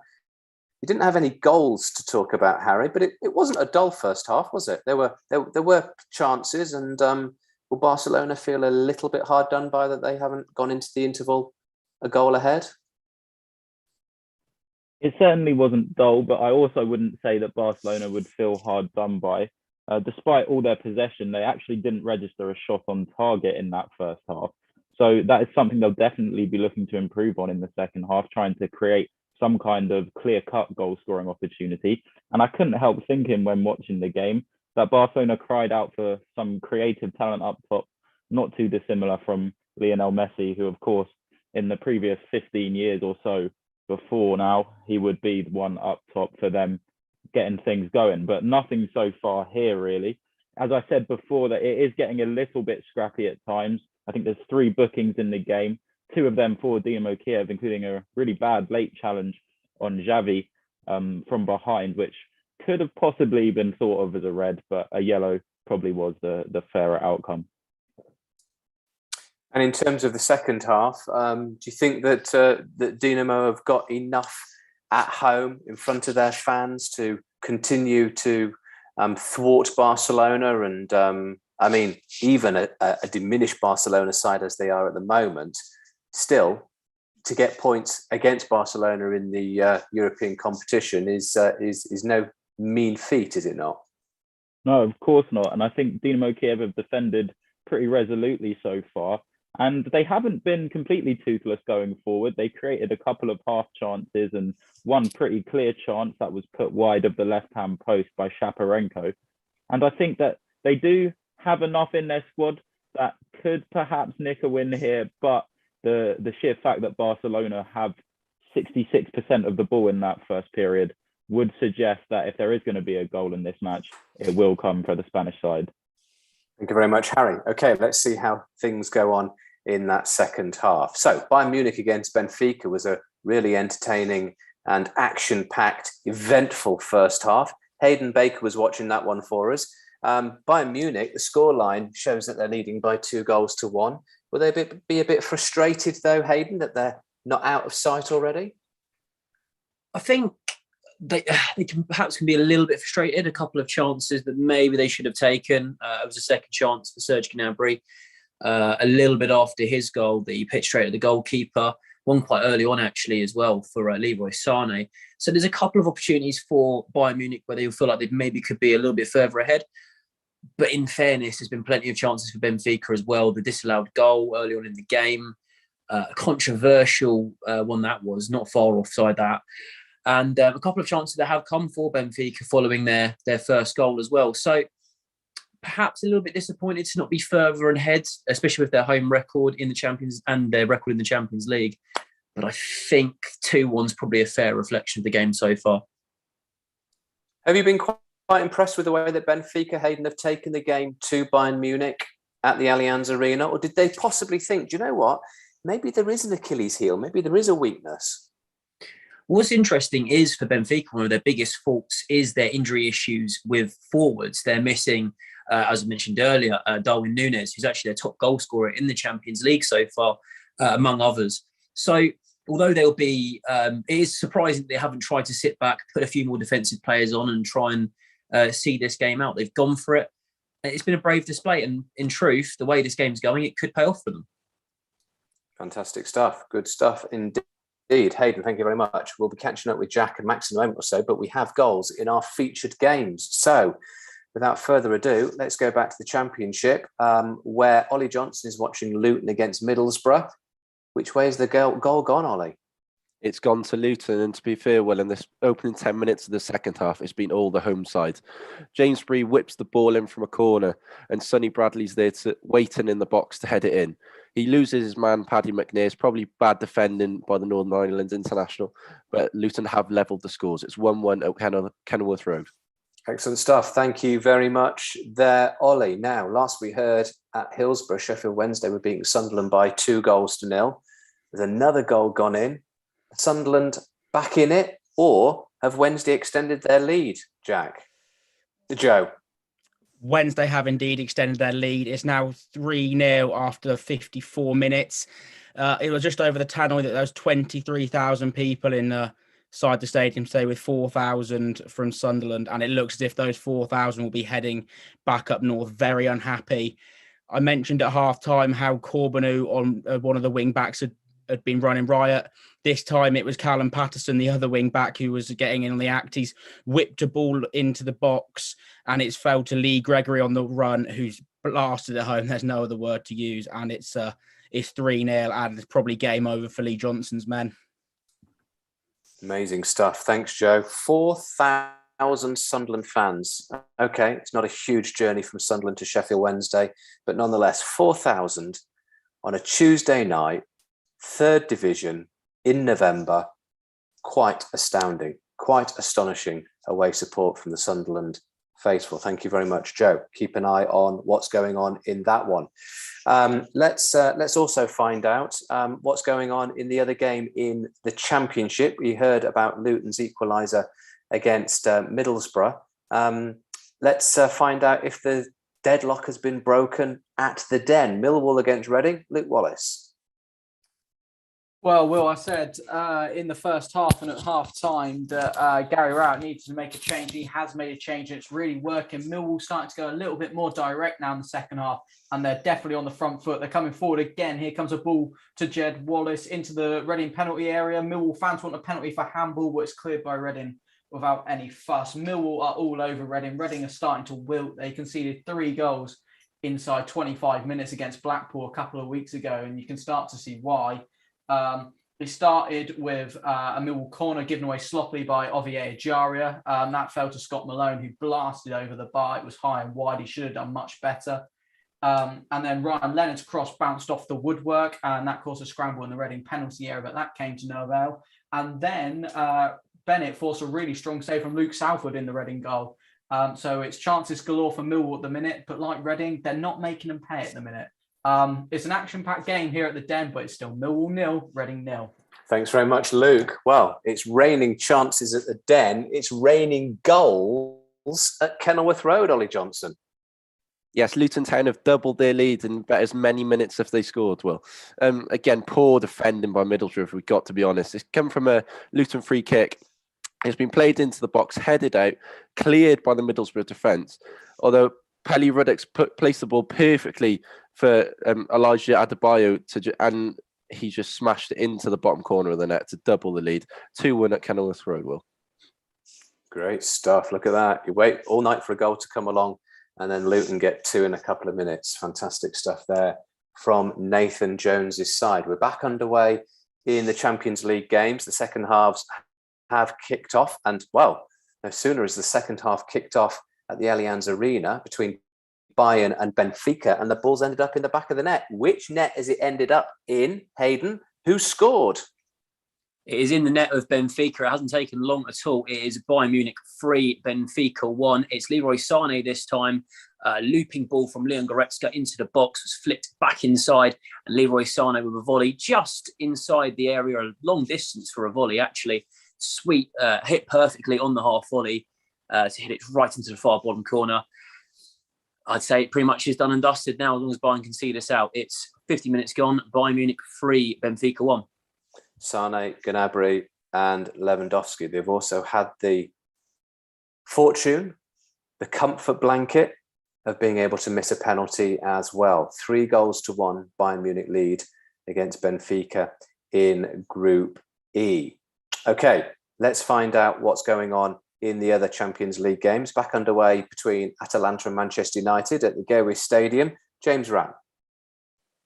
Yeah, back underway. Well, it's been quite an exciting first 3 minutes of the second half, actually. A lot better than the first 3 of the first half. United on the attack at the moment, but it's been cleared. No, a good chance, Bruno Fernandes, saved well by Jan Musso in the Atalanta goal.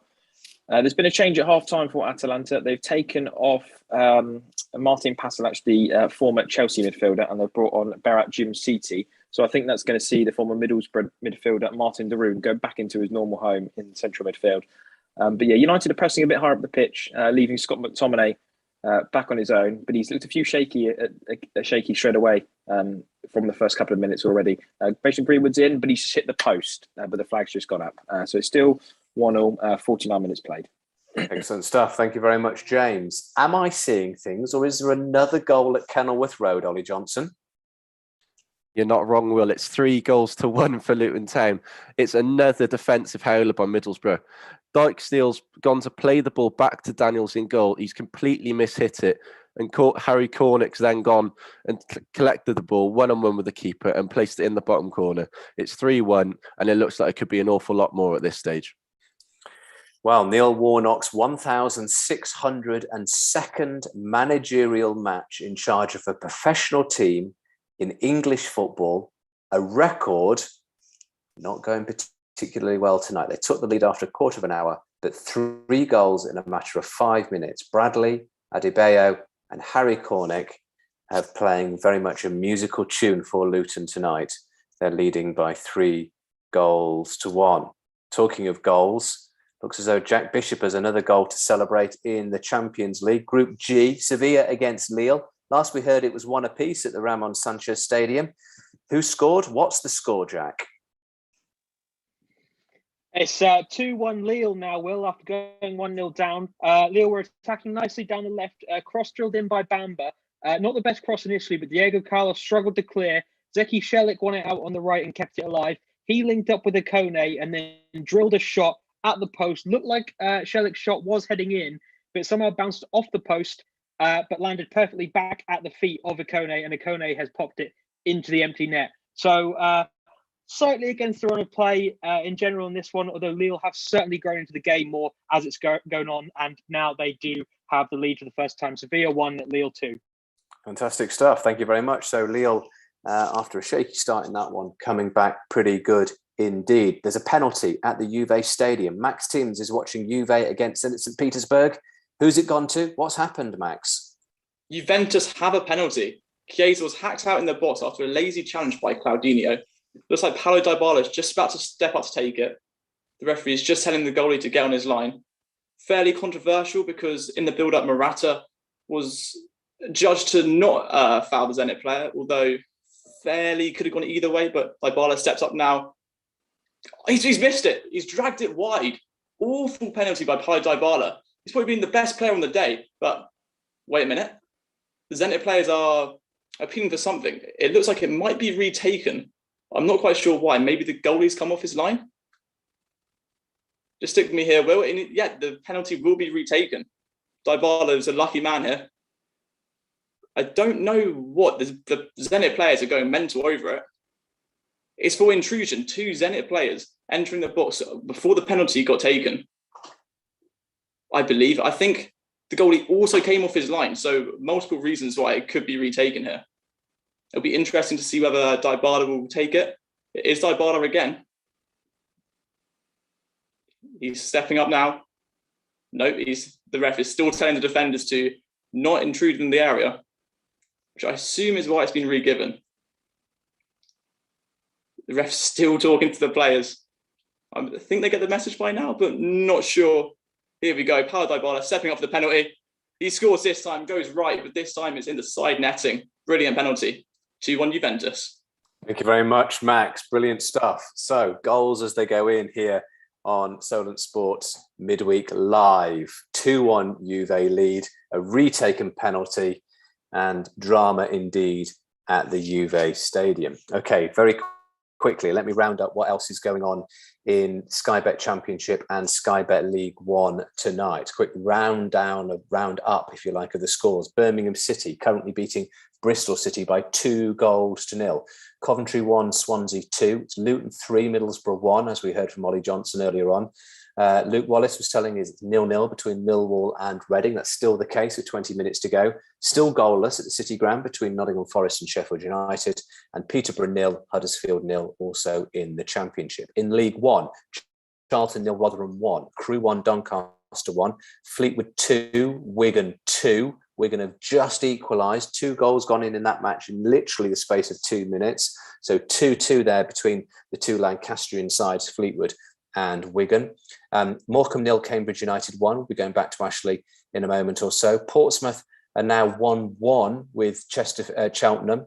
It's all square at Fratton Park. As we heard from Joe Parker earlier on, Sheffield Wednesday beating Sunderland by 3-0. And Wycombe 1, Ipswich 3. So after taking the lead, Wycombe are now 3-1 down at home to Ipswich. There's more penalty drama. This time, the penalty is at Morecambe, who are entertaining Cambridge. Who's got the penalty? What's happening, Ash? Cambridge have just scored the penalty just as he came to me now. Ironside sticks the ball into the back of the net. It came against the run of play. Brophy crosses the ball from the side corner. He's brought down in the penalty area by O'Connor, and he went down, not to the Morecambe surprise, but they got the penalty. The penalty given. Ironside steps up. Goalkeeper nearly gets his fingertips on it. Ball goes into the right corner, and now it's 2-0 to Cambridge, and this looks like game over. Thank you very much, Ash. So, irrespective of how well Morecambe started the game, they are now trailing Cambridge by 2-0.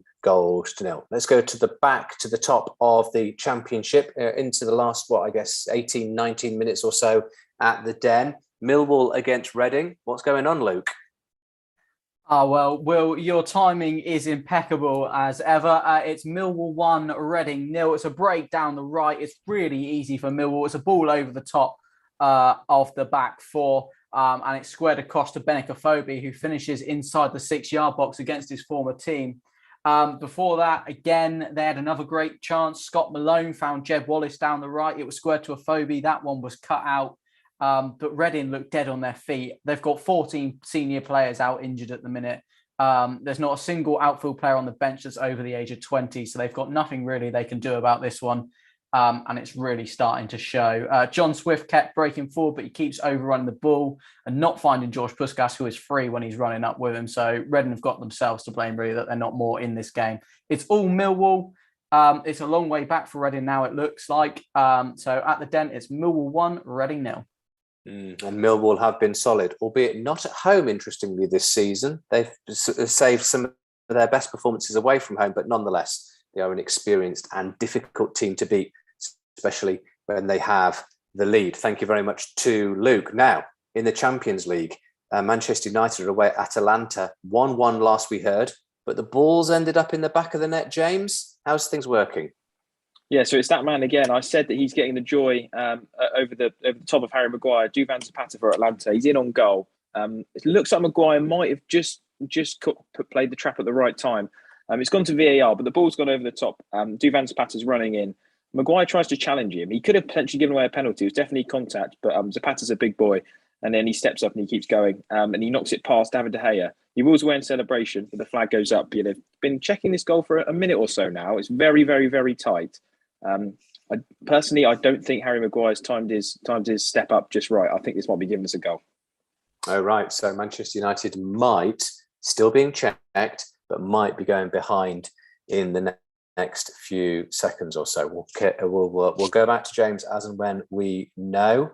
In fact, it looks as though they are still checking VAR. I think they're taking their time. They want to get this right.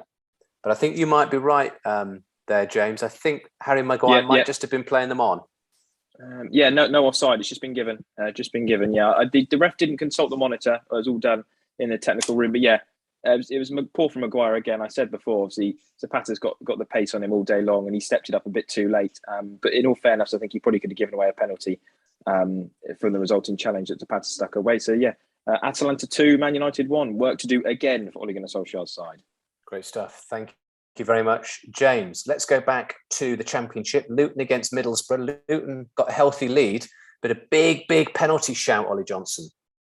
Yes, very controversial here in the final 20 minutes of the second half, Will. Isaiah Jones for Middlesbrough drove into the Luton box. It looked like he was brought down inside the box, but the referee has opted to give the free kick outside of the penalty area. Henry Lansbury was booked for the challenge. He's probably lucky to stay on the pitch, really. He's had a few little niggles with some of the Middlesbrough players. Middlesbrough players surrounded the referee, but he saw nothing of it. Still 3-1 to Luton. Thank you very much, Ollie. Okay, let's go back to the Champions League then. Back to Harry Smith, who was watching Dinamo Kiev against Barcelona. Only featured match tonight without a goal. Any chance of a breakthrough, Harry? Well, you've said that it's been raining goals in all the other games. Well, it appears that the Ukrainian capital has the world's largest umbrella over it because there's no real sight of a goal here. The only real chance that's happened at all has been from Alexander Karyev for Dinamo Kiev, who on the left-hand side of the penalty box curled a shot just past of the right-hand top corner. But other than that, it's been a pretty cagey opening to the second half. Again, a couple of bookings, but no real clear-cut chances. It's 62 minutes gone here, 0-0. Thank you very much to Harry. Okay, let's go to Hayden Baker, who's watching Bayern Munich against Benfica. Last we checked in with him at the Allianz Arena, Bayern Munich were loving life, 3-1 up. How are things looking now, Hayden? They're loving life even more, Will. It's 4-1 to Bayern Munich now. It's Robin Lewandowski, who's finally got that second goal after missing the penalty earlier. He's made amends and he's put a lovely chip over the goalkeeper. It was the quickest break you've ever seen, really. The game's been more casual than Julian Nagelsmann's dress wear on the bench so far today. Very casual the last 10 minutes since the last Bayern goal. But a quick counter-attack down the right flank for Bayern. Leroy Sané breaking through, found Lewandowski, and he chips it over the goalkeeper to make it 4-1 to the hosts, who are no doubt cruising into the round of 16 now. 62 minutes gone, it's Bayern Munich 4, Benfica 1. Game, set and match then for Bayern Munich. Which way is it going to go, though, at the Dinamo Stadium? Because Barcelona have a big chance, Harry Smith. Yeah, well, a penalty has been awarded to Barcelona. The ball was pinging around the box for quite a few seconds, and Dinamo Kiev were not dealing with it. And Ansu Fati got there first. He swung his leg back to take the shot, and then the defender got his foot in the way. Fati kicked his leg, but it looks as though there's going to be a VAR check here as the referee is jogging over to the monitor. So this looks like it could have a chance of getting overturned. So maybe that umbrella is not being lifted just yet. Well, we'll stick with you, Harry. How would you call it if you were Mr. VAR? Would you, even if you were the referee, how do you think it might go? It is one of those tough ones where you can tell that the defender hasn't tried to foul his man. He's just tried to get in the way. But Fati has kicked his leg. But as I'm saying this, the decision has been overturned. So what do I know? It's no penalty. And it is still 0-0 here, 64 minutes gone. And the umbrella is still very much up in the Ukraine. No goals at the moment. Okay. So thank you very much to Harry. We've checked in with Hayden. It looks as though things are going swimmingly for Bayern Munich. How swimmingly are things going for Lille away at Sevilla in Group G? Jack Bishop. Well, you would think Lille might be panicking a little bit, Will, because Yusuf En-Nesyri, last season's top goal scorer for Sevilla with 18 strikes in La Liga, has just made his return from injury coming off the bench. His first involvement was going down in the box, looked like it might be a penalty. Referee actually booked En-Nesyri for a dive. Having seen it again now, I'm sure that the referee made the correct decision. It looked a blatant dive by En-Nesyri. Julian Lopetegui on the touchline was absolutely incensed and was demanding a VAR review, hoping for a penalty for his side. And the referee has actually gone over and shown the Sevilla boss a yellow card as well. So lots more action going on here. But in terms of what's actually happening on the pitch, Lille still lead by 2-1 and are looking pretty comfortable at the moment, I've got to say. Great stuff. Thank you very much to Jack, keeping an eye on Sevilla against Lille. So far, the former French champions are having it all their own way. Okay, let's just wrap up what's going on, or round up, or remind you what's going on in the Championship. Birmingham are beating Bristol City by 3-0 now. Coventry 1, Swansea 2. As Ollie Johnson was telling us a few moments ago, and we'll check in with him in a moment or so, it was Luton 3, Middlesbrough 1. That's still the score at the moment. Millwall are beating Reading by 1-0. Sheffield United have just this last second taken the lead away at Nottingham Forest at the City Ground. Gibbs White has got that goal for Slavisa Jukanovic's side, a much needed goal there for the Blades. And Huddersfield, also away from home tonight, beating Peterborough by 1-0 with 10 minutes to go. In League One, Charlton 0, Rotherham 1, Crewe 1, Doncaster 1, Fleetwood 2, Wigan 3, a real humdinger in the northwest. Morecambe 0, Cambridge 2, as Ashley was telling us about. Pompey are drawing 1-1 with Cheltenham. Sheffield Wednesday, as Joe Parker was telling us, are beating Sunderland by 3-0. And Ipswich seems to be having it all their own way now, anyway, leading against Wycombe by 3-1. Okay, let's go back to the top of the list then. Back to Luke Wallace. Inside the last 10 minutes or so, between Millwall and Reading at the Den, Millwall scored that goal. You were talking, Luke, about the inexperience on the Reading bench. Is there any hope for the Royals? Well, Reading have made a change on 77. George Puskas, who has played quite well, to be fair, been in for some criticism recently, but has played quite well tonight. Oh, that's a great chance for Millwall from the edge of the area that's just gone over the bar from Mason Bennett. But yeah, George Puskas has come off for Jamari Clark, who's averaged about 10 minutes over his appearances so far this season. Tonight, he's got 13 minutes. But Reading did have a great chance. The 19-year-old Tyrell Ashcroft in his first game put in another great cross to John Swift, the one person you'd want it to fall to in this kind of situation. He cut in on his right, but blasted well over the bar. A shocking effort from him, really. Since that sub, Reading have changed their formation to go 4-4-2. So it is now Ashcroft, Ejaria, Josh Laurent and Tom Bashiru in midfield, with John Swift and Jamari Clark up front. Reading are coming down the left now. Ball into the box.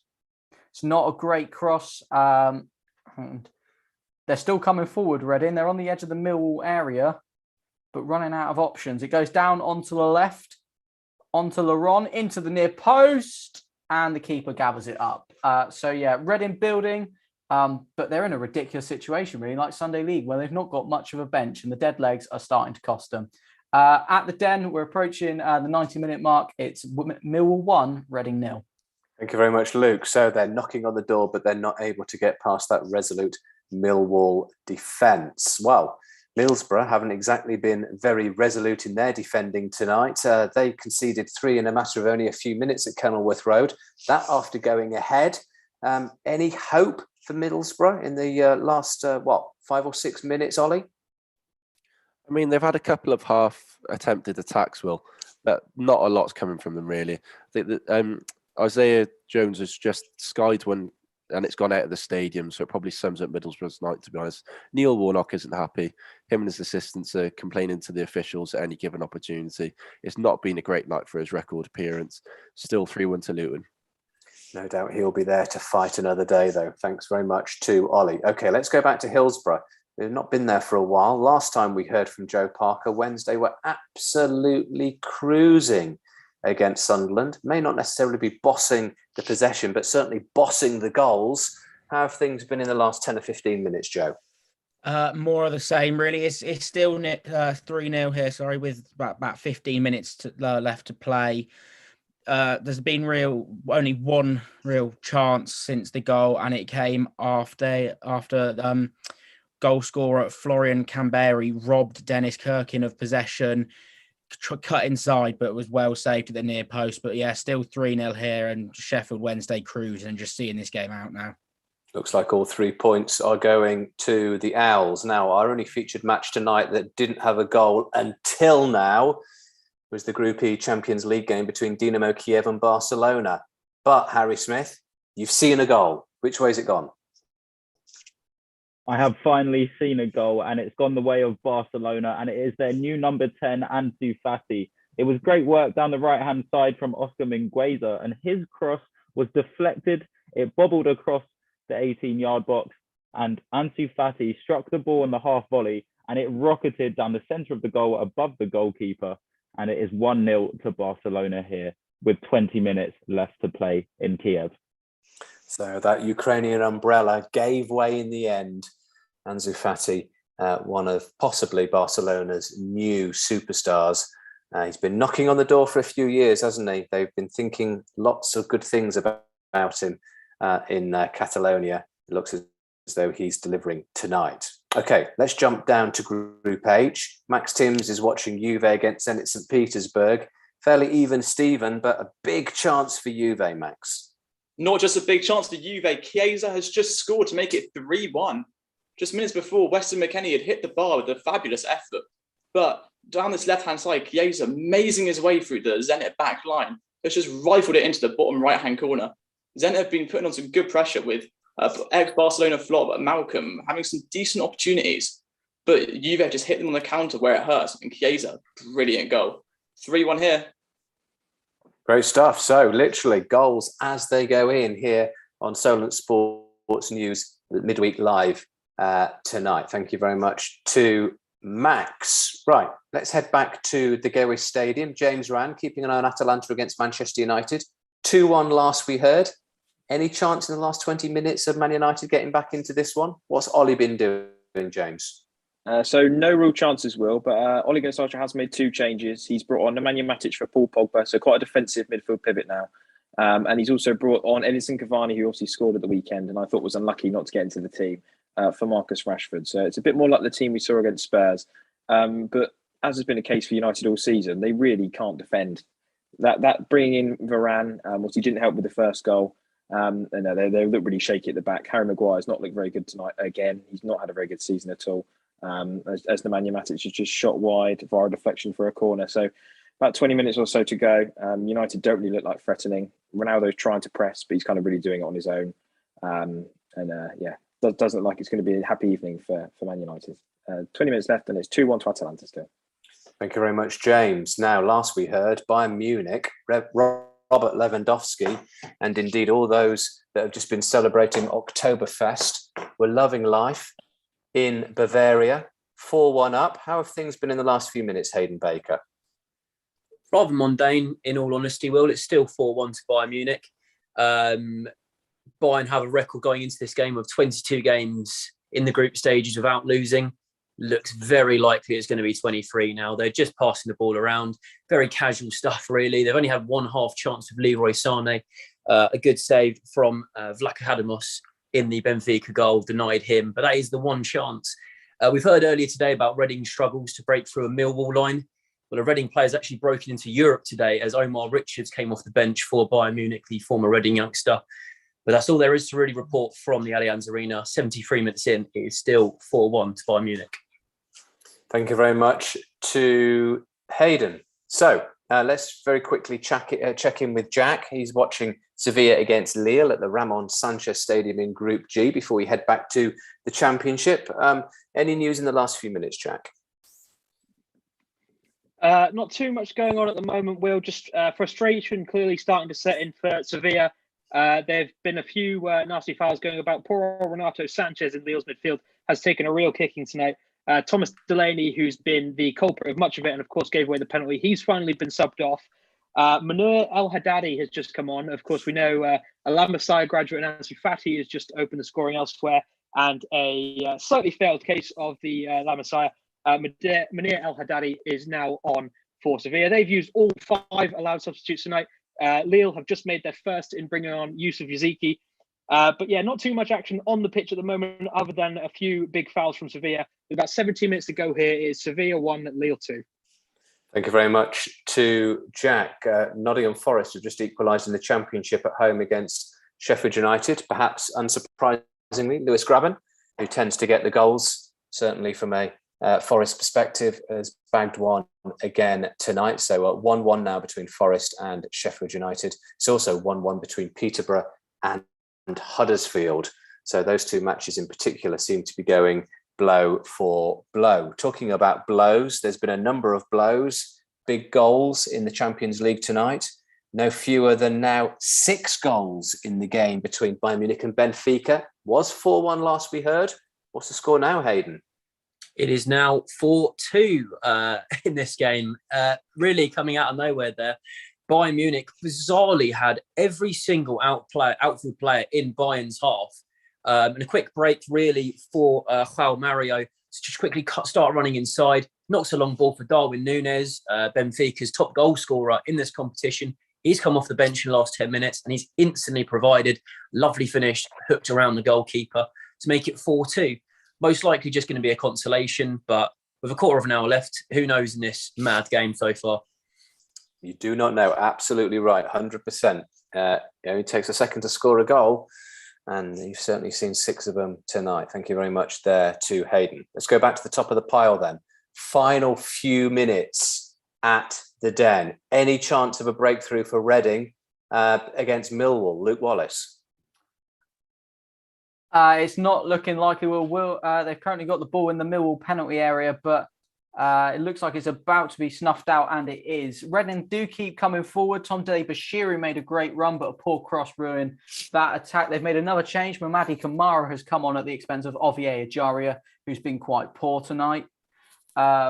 Scott Dan gave the ball away in midfield in the Millwall half, and Jeb Wallace streaked away with the ball, but fired the ball into the back of the stand, which keeps this game relatively open, luckily for Reading. The goal scorer, Bennett Kofobi's also gone off. Millwall changed tack again. Danny McNamara, the defender, has now come on, so it looks like they're shutting up shop. And Reading's latest chance came from a free kick on the edge of the box, just where John Swift would want it, but he fired it straight at the wall. Another midfielder and key player for Reading, who's been relatively disappointing tonight. We're edging into stoppage time. It's just gone up 3 additional minutes here at the Den. It's still Millwall 1, Reading 0. Thank you very much to Luke. So they're just about to enter injury time. Already in injury time in League One. Morecambe against Cambridge United. Probably the last chances, if at all, for Morecambe. Ashley Scott? Yeah, 4 minutes of injury time, and we're already through 2 minutes of that now. So Morecambe have really tried to get back into this game. They've made multiple substitutions, get fresh legs on the pitch, but nothing has really worked. They've dominated possession, but as we all know, dominating possession does not mean winning matches. There are a lot more empty seats in the stadium now, so I think even the fans have given up hope. So there's 1 minute left, and it's still 2-0 to Cambridge. This game is now pretty much finished. Thank you very much there to Ashley. Looks as though Cambridge have well and truly wrapped up those 3 points. Talking about empty seats, there certainly wouldn't have been many empty seats in our other featured game in League One tonight, certainly not in the Sunderland end. There may be a few now after Sheffield Wednesday's rather comprehensive performance tonight. How are things going in the last few minutes, Joe Parker?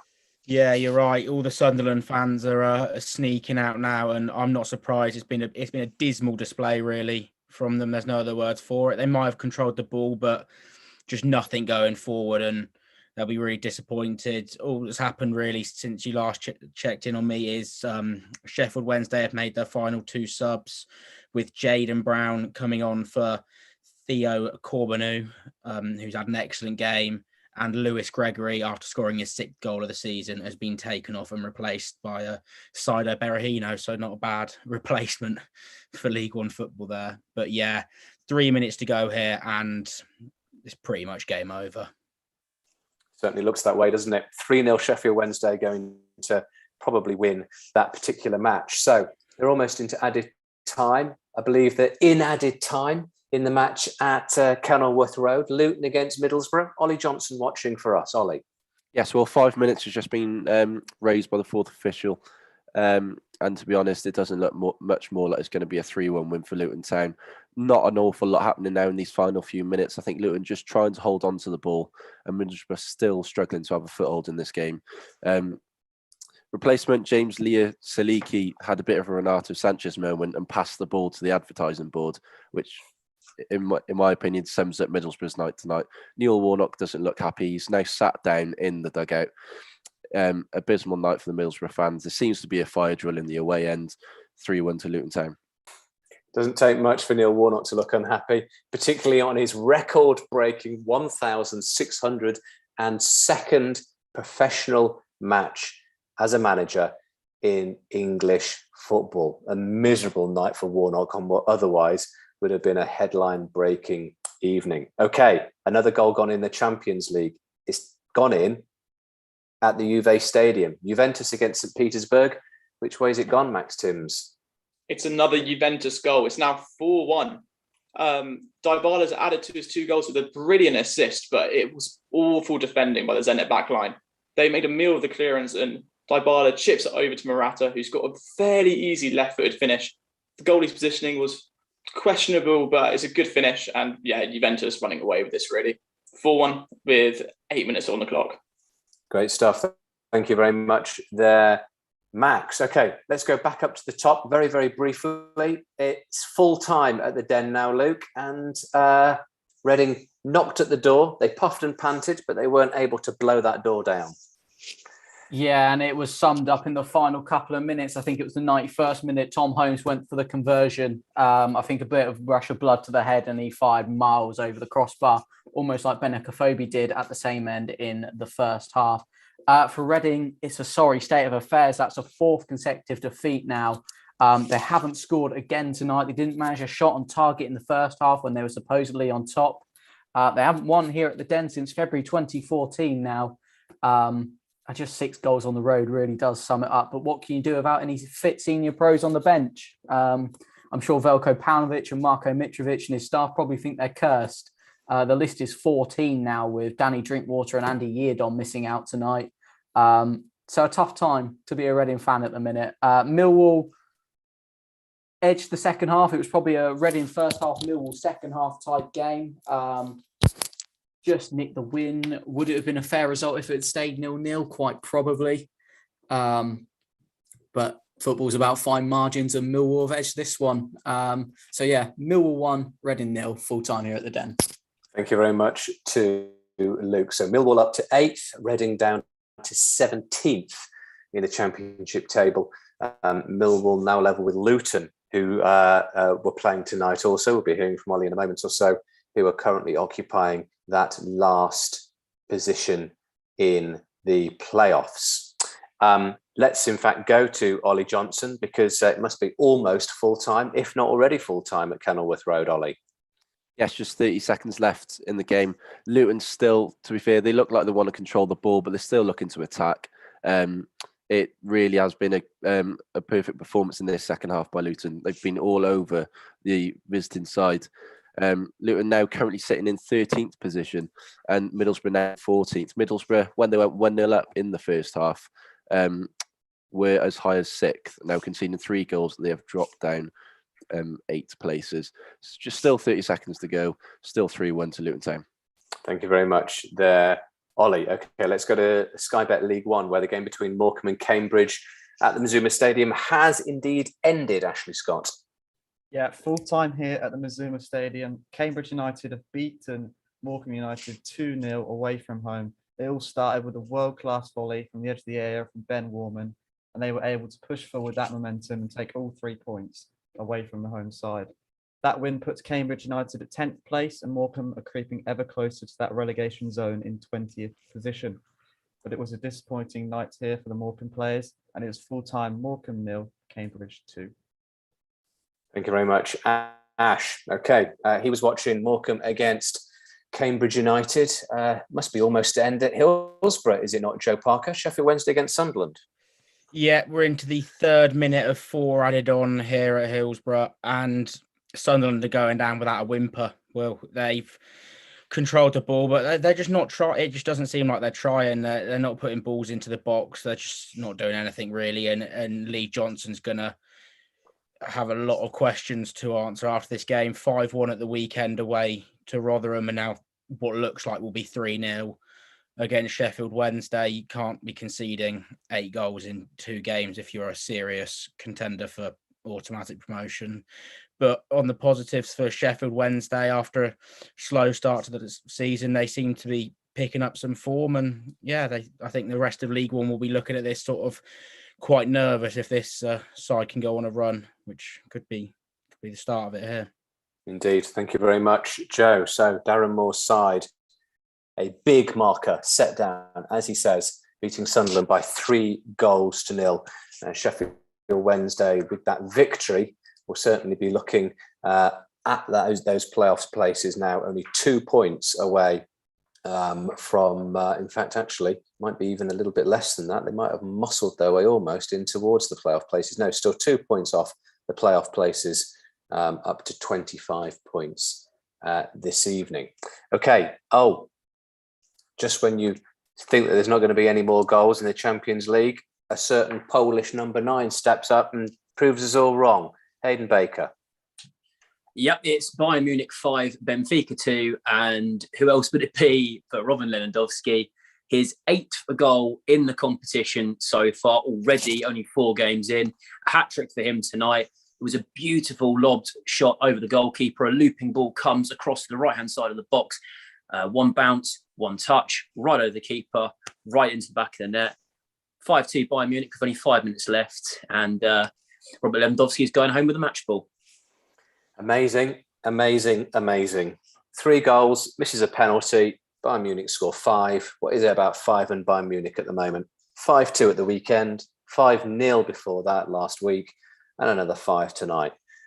Fantastic stuff from the Bavarian German champions. Let's quickly run round the other Champions League games as we enter the last, 5 or 6 minutes of these particular matches. In Group F, Manchester United puffing and panting against Atalanta tonight. Not really gone their way, though, has it, James Rann? No, it's not been a good performance, Will. Not been a good performance at all. That man up top for Atalanta, Duvan Zapata, has looked a real handful today. He's been able to pick anything out of the air. Shame he's 30, otherwise he probably would have been putting himself in the shop window for a big move because he's been brilliant tonight. Whenever they've been under pressure, he's been able to hold the ball long. When I say pressure, it's only really been around the halfway line. United knocking it left to right. They've really not threatened the goal at all. Ronaldo's trying to do it on his own. Edison Cavani's come on, nothing's really stuck to him at all. And Scott McTominay is herring around like a headless chicken, and he's on a yellow card. So he might be one to come off because I think Donny van der Beek might be about to come on for a rare start. He hasn't played in about 5 games. So hopefully he might get on the pitch. But no, it's not been good by Ole Gunnar Solskjaer's team. I think if it stays this way, the Vultures might be out. The thought of Scott McTominay running around on a yellow card like a headless chicken is an image that will be lodged in my head tonight, that is for sure. Perhaps not exactly knowing what he's doing, or indeed, maybe he does know what he's doing, but his teammates aren't backing him up. Possibly a little bit of both, who knows? Okay, thanks very much, James. Let's go over to Harry, who's watching Dynamo Kiev against Barcelona. Last we heard, Barcelona had broken through. What are the last couple of minutes probably got in store, Harry?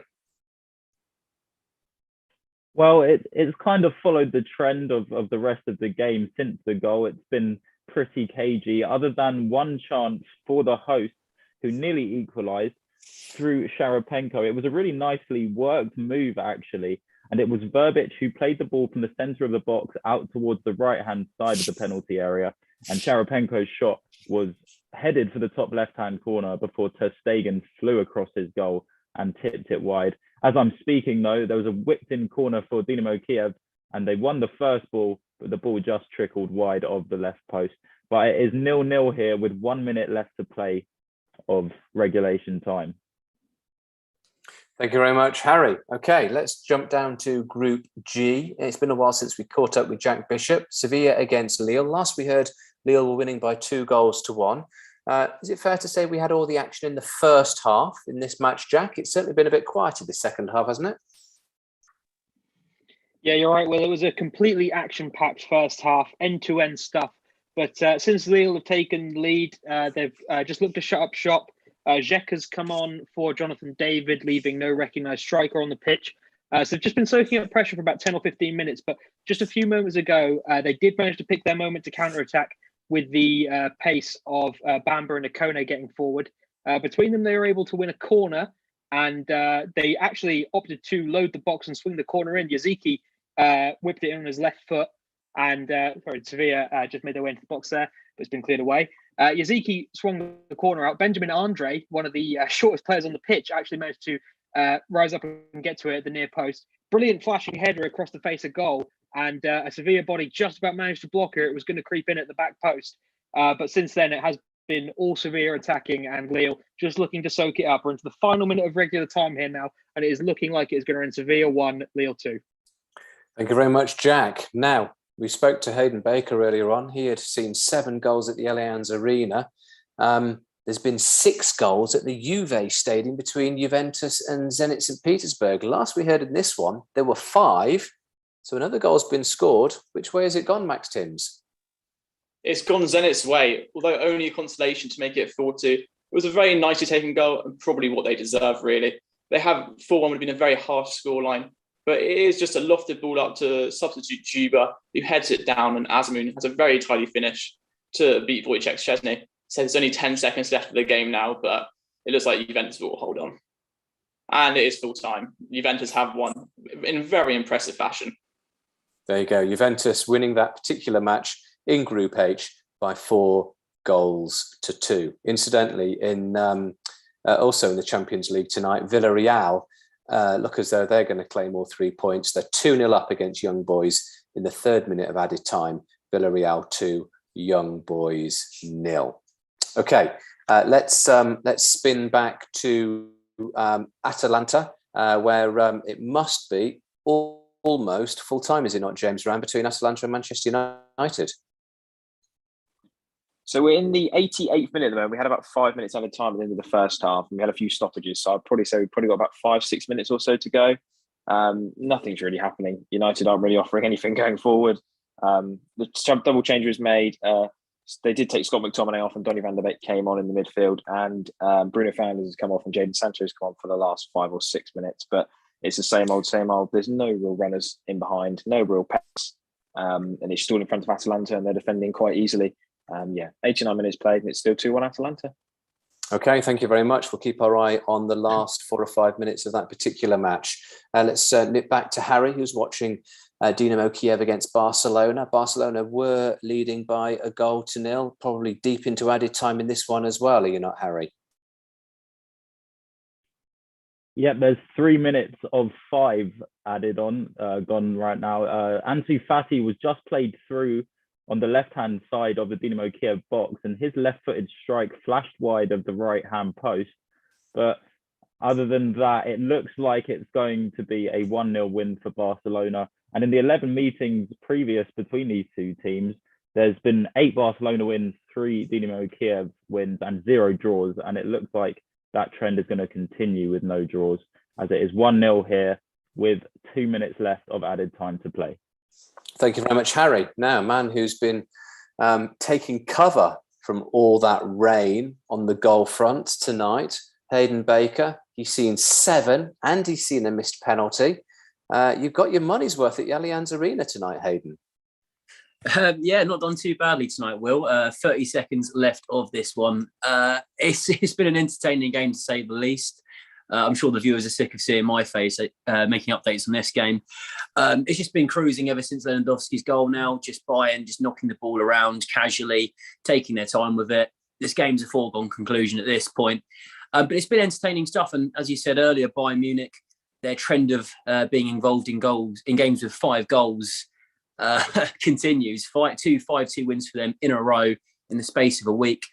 And as I say this, full-time whistle has just gone. It finishes Bayern Munich 5, Benfica 2. Bayern have effectively sealed their place in the next round. They will finish second in the group now as a result of how the Bayern Kiev game went earlier. And they have cruised through it as easily as they possibly could have done. Finishes 5-2. Thank you very much, Hayden. So a hat-trick for Robert Lewandowski, 3 points for Bayern Munich, 5 goals for Bayern Munich. What a night, what a day for them. Well, we were saying only a few moments or so ago that it looked as though it was game, set and match for Atalanta against Manchester United, but a late moment of drama. James Rann. Yeah, Robert Lewandowski can score a hat-trick, and Ronaldo's doing his best to drag United through all the games this season. He's bagged another in the 92nd minute. It's a brilliant volley on the edge of the box. Bit scruffy play, really. Donny van der Beek breaks into the box and he loses it. Comes to the edge of the box. I think it's Jim Seaty. Tries to clear it. He completely skews it. They then bounce off Mason Greenwood's thigh. Ronaldo just outside the box on the full volley, no bounce, nothing, right to the bottom corner. Musso, no chance. They're just checking VAR now, but no, goal given. 92 minutes played. Ronaldo's done it again. He brought the points back for United. They've not played well today, but yeah, that man's unstoppable. That's 139 goals in the Champions League now. What a player. What a man. The bigger the occasion, the more they need a goal, the more he produces. Absolutely incredible. 36 years young, is he now? 37? Goodness me, he has almost no signs of stopping and no signs of letting up. As I say, when they need him, he delivers. Okay, let's run down one or two of the other ones. Full time, I believe, is that right, Harry Smith, between Dinamo Kiev and Barcelona in Group E? Yep, it is full time, and it's Ansu Fati's 70th minute goal that gave Barcelona their second win of their Champions League campaign, both by the same scoreline and both against the same team. So Barcelona slowly climbing up Group E, but it wasn't an easy game by any stretch of the imagination, and Dinamo Kiev defended really resolutely throughout the whole game and even created a couple of chances themselves. But it is the Spanish Giants that take away the 3 points from this one. 1-0 in Kiev here. Thank you very much, Harry. Well, we said that we thought it might all be over between Atalanta and Man United at the Geary Stadium. Am I right in thinking Man United might have almost snatched victory, James Ram? Yeah, so he's just come on, but Donny van der Beek's already done more than Scott McTominay and Paul Pogba combined. He's only been on for 5 minutes. Again, he's broken into the box after a lovely 1-2. He finds himself on the edge of the 6-yard box, about a metre away from Musso in the goal. He smashes it straight towards him, but a strong hand by Musso from about 4 yards out. And the ball just gets cleared by Jim Seaty in the end. Yeah, it's a massive chance for Van der Beek. I think all the United fans would have loved it if he managed to get on the score sheet. But yeah, like I said, he's been miles better than the other two who replaced him, and he's literally only been on for 4 minutes. Why Ollie doesn't seem to play him, that's a question for another day. But yeah, 30 seconds left. It's still 2-2. Incredible stuff. Okay, we must be almost there, or practically there, in the game between Juventus and Zenit St. Petersburg, Max Timms. Yes, it's full time here. Finished 4-2. I've heard a lot about Lewandowski's greatness today, Ronaldo's greatness, but spare a moment for Paulo Dybala, who has been absolutely brilliant and run the show. 2 goals for him and an assist. Juventus were fairly comfortable all game, apart from a free-cone goal that Bonucci conceded. As I say, he couldn't do that if he tried. Unbelievable. But yeah, fairly comfortable for Juventus. They're 4 wins from 4 in their group and have qualified for the round of 16.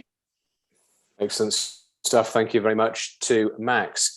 I think they're still playing added time down in southern Spain between Sevilla and Lille. Maybe it's just finished, who knows? But what's the very latest, Jack Bishop? Yeah, we're still going here, Will. 7 minutes were added on due to a combination of Sevilla's persistent fouling and Lille's intentions to take as long as they could every time it happened. It's looking like a training drill here more than a football match at this point. Well, it is Sevilla throwing absolutely everything, the kitchen sink and the goalkeeper forward, and Lille just sitting in, doing what they can to keep the ball out. Almost every outfielder for Lille and even their goalkeeper has taken a yellow card for either a tactical foul or time wasting at this point. It is real backs against the wall stuff for Lille. And the final whistle has just gone, Will. It is Sevilla 1, Lille 2 here. Lille really had to dig in and defend for their lives in this one. Sevilla, arguably the better side on the day, but Lille do come away with the 3 points in the group to put them equal on points with Wolfsburg, who got the win earlier today. So full time here, Sevilla 1, Lille 2. Thanks, Jack. Okay, let's quickly go back to the Manchester United game then. Atalanta against Man United. Has it ended, James? Yes, the final whistle's just gone. Just got a shot of Ole Gunnar Solskjaer. Not too much emotion on his face. I think he knows this has been a lucky result because they've not played well today at all.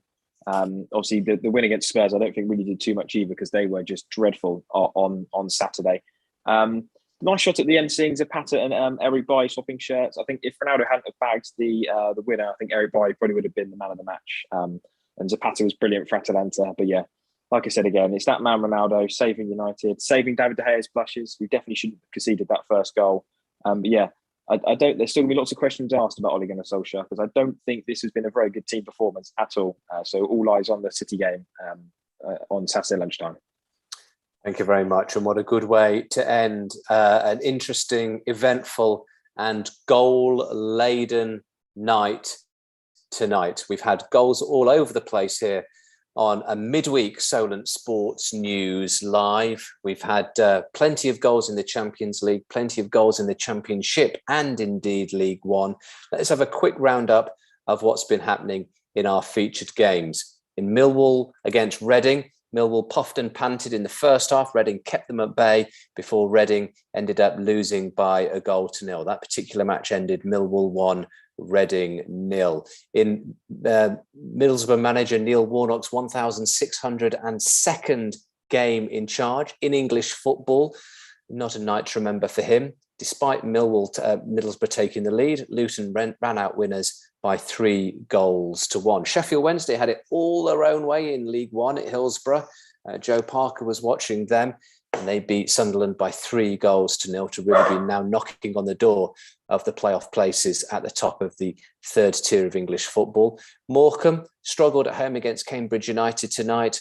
An absolute wonder goal got Cambridge underway before they ended up doubling their advantage and beating Morecambe by 2-0. In the UEFA Champions League tonight, there was a pulsating draw between Atalanta and Manchester United. It ended 2-2, 2 goals courtesy of Cristiano Ronaldo, now up to 139 Champions League goals in his career. Only needed a single goal for Barcelona to beat Dinamo Kiev by 1-0. Bayern Munich, Robert Lewandowski, he was the man that went home with the match ball after scoring 3 in a 5-2 victory for Bayern Munich against Benfica at the Allianz Arena. Sevilla had much of the first half in Group G against Lille, but ended up losing by 2-1 at the Ramon Sanchez Stadium. And Juventus underlined their dominance in European football this season with 4 wins from 4 and securing their place in the round of 16 with a healthy 4-2 victory against Zenit St. Petersburg. In our other featured sport of the night, Trento lost out to Lietkabelis in the Basketball Euro Cup. Lietkabelis winning by 77 points to 61, a very healthy 16-point advantage. Elsewhere in football tonight, it was Birmingham 3, Bristol City 0, Coventry 1, Swansea 2, Nottingham Forest 1, Sheffield United 1, Peterborough 1, Huddersfield 1. In League One, it ended Charlton 1, Rotherham 1, Crewe 1, Doncaster 1, Fleetwood 2, Wigan 3, Portsmouth 1, Cheltenham 1, and Wycombe 1, Ipswich 4. Elsewhere in the Champions League tonight, Villarreal beat Young Boys by 2-0. And also in the 2 5:45 kickoffs, Malmo lost at home to Chelsea and Wolfsburg beat Salzburg by 2-1. You're bang up to date. Thank you very much for joining us here on Solent Sports News Midweek Live. Thank you very much to our reporters, Luke Wallace, Ollie Johnson, Joe Parker, Ashley Scott, James Rann, Harry Smith, Hayden Baker, Jack Bishop, Max Timms, Matas Baranauskas, and me, Will Cope. Hope you enjoyed the coverage. Good night. God bless.